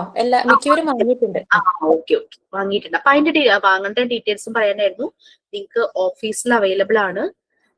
നമുക്ക് ഓഫീസിൽ നിന്ന് വാങ്ങാം, അല്ലെങ്കിൽ പുറത്തുനിന്ന് വാങ്ങാം. No issue. ഓഫീസിലെ റെക്കോർഡിലാകുമ്പോൾ ആ റെക്കോർഡിൽ ഓരോ റെക്കോർഡിലും അതിൽ എന്താണ് എഴുതേണ്ടതെന്നുള്ളതിന്റെ ഡീറ്റെയിൽസും ക്വസ്റ്റ്യൻസും ഉണ്ടാകും. പിന്നെ ചിലതിൽ QR കോഡ് ഉണ്ടാവും. അത് സ്കാൻ ചെയ്താൽ നമുക്ക് പല ഡീറ്റെയിൽസും കിട്ടും. നമ്മുടെ മറിയ മോണ്ടിസോറി ഡിസൈൻ ചെയ്ത മെറ്റീരിയൽസിന്റെ ഡീറ്റെയിൽസ് കിട്ടും. അങ്ങനെ കുറച്ച് കാര്യങ്ങളൊക്കെ ഉണ്ട്. ഓക്കെ, അപ്പൊ ഞാൻ അടുത്ത ക്ലാസ്സിൽ ഒന്നുകൂടെ അതിനെ വിശദമായിട്ട് ഞാൻ പറയാം കേട്ടോ. ഓക്കെ, ഒരു കാര്യം കൂടി ഉണ്ട് മാം. നമുക്കിപ്പോ ടീച്ചേഴ്സ് സെമിനാറുകൾ തരുന്നുണ്ട്. അപ്പൊ എല്ലാവരും സെമിനാർ അവതരിപ്പിക്കില്ല, ചിലർ മാത്രം അവതരിപ്പിക്കുന്നുള്ളൂ. അപ്പൊ നമ്മളത് എല്ലാവരും അത് എഴുതി വെക്കുകയോ അല്ലെങ്കിൽ സബ്മിറ്റ് ചെയ്യുകയോ ചെയ്യേണ്ടി വരുമോ? അതോ എന്താ ചെയ്യേണ്ടത്? ഞങ്ങൾ ആ സെമിനാർ പേപ്പറുകൾ സെമിനാർ തന്നിട്ടുള്ള ടീച്ചർ എന്താ പറയുന്നുള്ളത് നിങ്ങൾ ഫോളോ ചെയ്യണം. പിന്നെ എന്റെ ഒരു പേഴ്സണലി ഞാനാണ് ഇപ്പൊ തരുന്നെങ്കിൽ ഞാൻ പൊതുവെ പറയുന്നത് എന്താന്ന് ഞാൻ പറയാം. സെമിനാർ എടുക്കുന്ന വ്യക്തി എന്തായാലും നല്ലപോലെ പ്രിപ്പയർ ചെയ്യുമല്ലോ. ഒരു സെമിനാർ റിപ്പോർട്ട് പോലെ അത് പ്രിപ്പയർ ചെയ്ത് അത് 100 എഴുതുവാണെങ്കിൽ അത്രയും നല്ലത്. പ്രിന്റ് ഔട്ട്സ് ഒക്കെ എടുക്കാൻ പറ്റുന്നവർ അങ്ങനെ ചെയ്തോളൂ, നോ പ്രോബ്ലം. നമ്മൾ എവിടെയെങ്കിലും ഒരു ഇന്റർവ്യൂവിന് പോകുമ്പോൾ നമ്മുടെ എന്തായാലും ബയോഡേറ്റ് നമ്മൾ പ്രിപ്പയർ ചെയ്യുള്ളൂ. അല്ലെങ്കിൽ നമ്മൾ അതർ അച്ചീവ്മെന്റ്സോ അങ്ങനെ എന്തെങ്കിലും എക്സ്ട്രാ എന്തെങ്കിലും ഒരു കോളം ഉണ്ടാവുമായിരിക്കും. അതിൽ നമ്മൾ എഴുതി വെക്കും, ഈ ഒരു ടോപ്പിക്കിൽ ഞാൻ സെമിനാർ എടുത്തിട്ടുണ്ട്. അപ്പൊ അവരിങ്ങനെ നോക്കുമ്പോൾ അത് കാണുമ്പോൾ ടോപ്പിക് നല്ല ഒരു ടോപ്പിക്കായിട്ട് തോന്നുവാണെങ്കിൽ അവർ ചോദിക്കും. അപ്പൊ നമുക്ക് വളരെ കോൺഫിഡന്റ് ആയിട്ട് നമ്മുടെ റിപ്പോർട്ട് എടുത്ത് കാണിക്കാനുണ്ടാവും. റിപ്പോർട്ട് തന്നെ ഒരു പ്രൂഫും നിങ്ങളുടെ പ്രസന്റേഷനും കൂടി ആകുമ്പോഴേക്കും ഫുള്ളി അവര് സാറ്റിസ്ഫൈഡ് ആകും. ഇനി എടുക്കാൻ പറ്റാത്തവരുണ്ടാവുമല്ലോ, നിങ്ങൾക്ക് നമ്മുടെ നല്ലൊരു ടോപ്പിക് എന്ന് തോന്നി സെലക്ട് ചെയ്ത് പ്രിപ്പയർ ചെയ്ത് ഒരു റിപ്പോർട്ട് കയ്യിലിറക്കി വെക്കും. ക്ലാസ്സിൽ എടുക്കാൻ പറ്റിയില്ല എന്നോർത്ത് വിഷമിക്കേണ്ട. റെക്കോർഡ് ക്ലാസ് കാണുന്നവർക്ക് ചിലപ്പോൾ അങ്ങനെ പറ്റില്ലായിരിക്കും. അപ്പോൾ നമ്മൾ നമ്മുടെ കോഴ്സിന്റെ ഏതെങ്കിലും ടോപ്പിക്സുമായിട്ട് റിലേറ്റഡ് ആയിട്ട് 2, 3 ഒരു പേപ്പർ പ്രസന്റേഷൻ തയ്യാറാക്കി വെച്ച് കഴിഞ്ഞാൽ അത് നമ്മുടെ വർക്കുകളുടെ കൂട്ടത്തിൽ അവര് മോണ്ടിസോറി പഠിച്ചു സർട്ടിഫിക്കറ്റ് മാർക്ക് ലിസ്റ്റ് മാത്രമല്ല അവർ നോക്കുന്നത്. അവർ അതിലേക്ക് നോക്കുമെന്നൊരു സംശയം. നമ്മളുടെ പെർഫോമൻസ് നമ്മൾ എന്തൊക്കെ ചെയ്തു അതാണ് അവരൊക്കെ അറിയേണ്ടത്. ഓക്കെ, അങ്ങനെ ചെയ്യാം. അതൊന്നും ഒരു മടിയും വിചാരിക്കേണ്ട. ദിവസം ഒരു 15 to 20 മിനിറ്റ്സ് മാറ്റി വെക്കാൻ പറ്റുവാണെങ്കിൽ വളരെ ഈസി ആയിട്ട് നമുക്ക് എല്ലാ വർക്കുകളും ചെയ്യാനായിട്ട് പറ്റും. നിങ്ങൾ ലാസ്റ്റ് മൊമെന്റിൽ ചിലപ്പോ പിന്നെ ചെയ്യാം എല്ലാവരും ഞാനും ചിന്തിക്കാറുള്ള കാര്യം കേട്ടോ. എന്ന് വിചാരിച്ച് നിൽക്കുമ്പോൾ ഈ പിന്നെയുള്ള ടൈം വരുമ്പോൾ ചിലപ്പോൾ നമുക്ക് വല്ല പേഴ്സണൽ എമർജൻസി വരും. അപ്പൊ നമ്മൾ എപ്പോഴും നമ്മുടെ വീട്ടിലുള്ളവർക്ക് ഒരു ആവശ്യം വന്നാൽ നമ്മൾ നമ്മുടെ കാര്യം മാറ്റി വെച്ചിട്ട് അത് ചെയ്യും. സുഹൃത്തിന് ഒരു ആവശ്യം വന്നാലും നമ്മൾ അങ്ങനെ ചെയ്യും. അങ്ങനത്തെ മനസ്സാണ് എല്ലാവർക്കും ഉള്ളത്. അപ്പൊ അങ്ങനെ വരുമ്പോൾ ഇതെല്ലാം പെൻഡിങ് ആവും. പിന്നെ ടെൻഷൻ വരും. കാരണം എന്തൊരു കോഴ്സാണ്, അതിനൊരു ക്രൈറ്റീരിയ ഉണ്ട്. മാർക്ക് തരുമ്പോൾ എക്സാംസ് അറ്റൻഡ് ചെയ്തിട്ടാണ് നമ്മൾ മാർക്ക് തരുന്നത്. വൈവ അറ്റൻഡ് ചെയ്യുമ്പോഴാണ് അതിന്റെ മാർക്കുകൾ വരുന്നത്. വെറുതെ ഒരു സർട്ടിഫിക്കറ്റ് പ്രൊവൈഡ് ചെയ്യല്ല. നമ്മൾക്കും സാറ്റിസ്ഫാക്ഷന് എന്റെ എഫേർട്ടിന് എനിക്ക് കിട്ടി എന്നുള്ള ഇത് വരുമ്പോൾ നമ്മളത് സൂക്ഷിച്ചു വെക്കും. നമ്മൾ എഴുതി വെച്ച ഒരു പേപ്പർ പോലും നമ്മൾ കളയില്ല. Okay, be happy. ടെൻഷനൊന്നും വേണ്ട. ടൈം ഷെഡ്യൂൾ ചെയ്ത് ചെയ്താൽ മതി. പരസ്പരം സഹായിക്കുക, അതൊരു കോപ്പറേഷൻ, അതാണ് വേണ്ടത് കേട്ടോ. സൈൻ ഔട്ട് ഉണ്ടോ? നോട്ട്ബുക്കിൽ സൂക്ഷിച്ചാലും മതിയോ മാം? നോട്ട്ബുക്ക് എടുത്തിട്ട് മതിയല്ലോ. Okay ma'am, okay. നല്ലപോലെ കവറൊക്കെ ചെയ്ത് ഒന്ന് സൂക്ഷിച്ചു വെച്ചാൽ മതി. വെള്ളം ഒന്നും തട്ടാതെ ഒന്ന് നോക്കി ശ്രദ്ധിച്ചാൽ മതി. ആരോ പറയണ്ടായിരുന്നു റെക്കോർഡ് എഴുതി വെച്ചു, ഒന്ന് തിരിഞ്ഞു വന്നപ്പോഴേക്കും കുട്ടികൾ അതിന്റെ മുകളില് വെള്ളം എടുത്ത് ഒഴിച്ചുകൊണ്ട് രണ്ടാമതിരുന്ന് എഴുതും. കുട്ടികളായതുകൊണ്ട് നമുക്കൊന്നും പറയാനും പറ്റിയില്ല എന്ന് പറയാൻ. അപ്പൊ നിങ്ങളൊന്ന് ശ്രദ്ധിച്ചാൽ മതി. Okay ma'am, okay. വളരെ നല്ല ക്ലാസ് എടുത്തു തന്ന ജിഷ മിസ്സിനോട് ഒത്തിരി നന്ദി പറഞ്ഞുകൊള്ളുന്നു. മിസ്സിന്റെ ക്ലാസ്സുകൾ ഓരോ അനുഭവ കഥകളിലൂടെ ഞങ്ങൾക്ക് പറഞ്ഞു തരുമ്പോൾ അത് ഞങ്ങളിൽ നല്ലൊരു ചിന്തയെ ഉണർത്തുന്നു. Thank you miss. അതോടൊപ്പം പ്രയർ ചൊല്ലിയ അർച്ചന ടീച്ചർക്കും സൈനിങ് അശ്വതി ടീച്ചർക്കും തോട്ട് ഓഫ് മിന്നുമോൾ ടീച്ചർക്കും ക്ലാസ്സിൽ ജോയിൻ ആയിട്ടുള്ള എല്ലാ ടീച്ചേഴ്സിനെയും നന്ദി അറിയിക്കുന്നു. Thank you miss. Thank you all. Bye. Have a nice day. Bye. Thank you. Thank you, Miss. Thank you, ma'am. Thank you miss. Thank you, miss. Thank you, ma'am.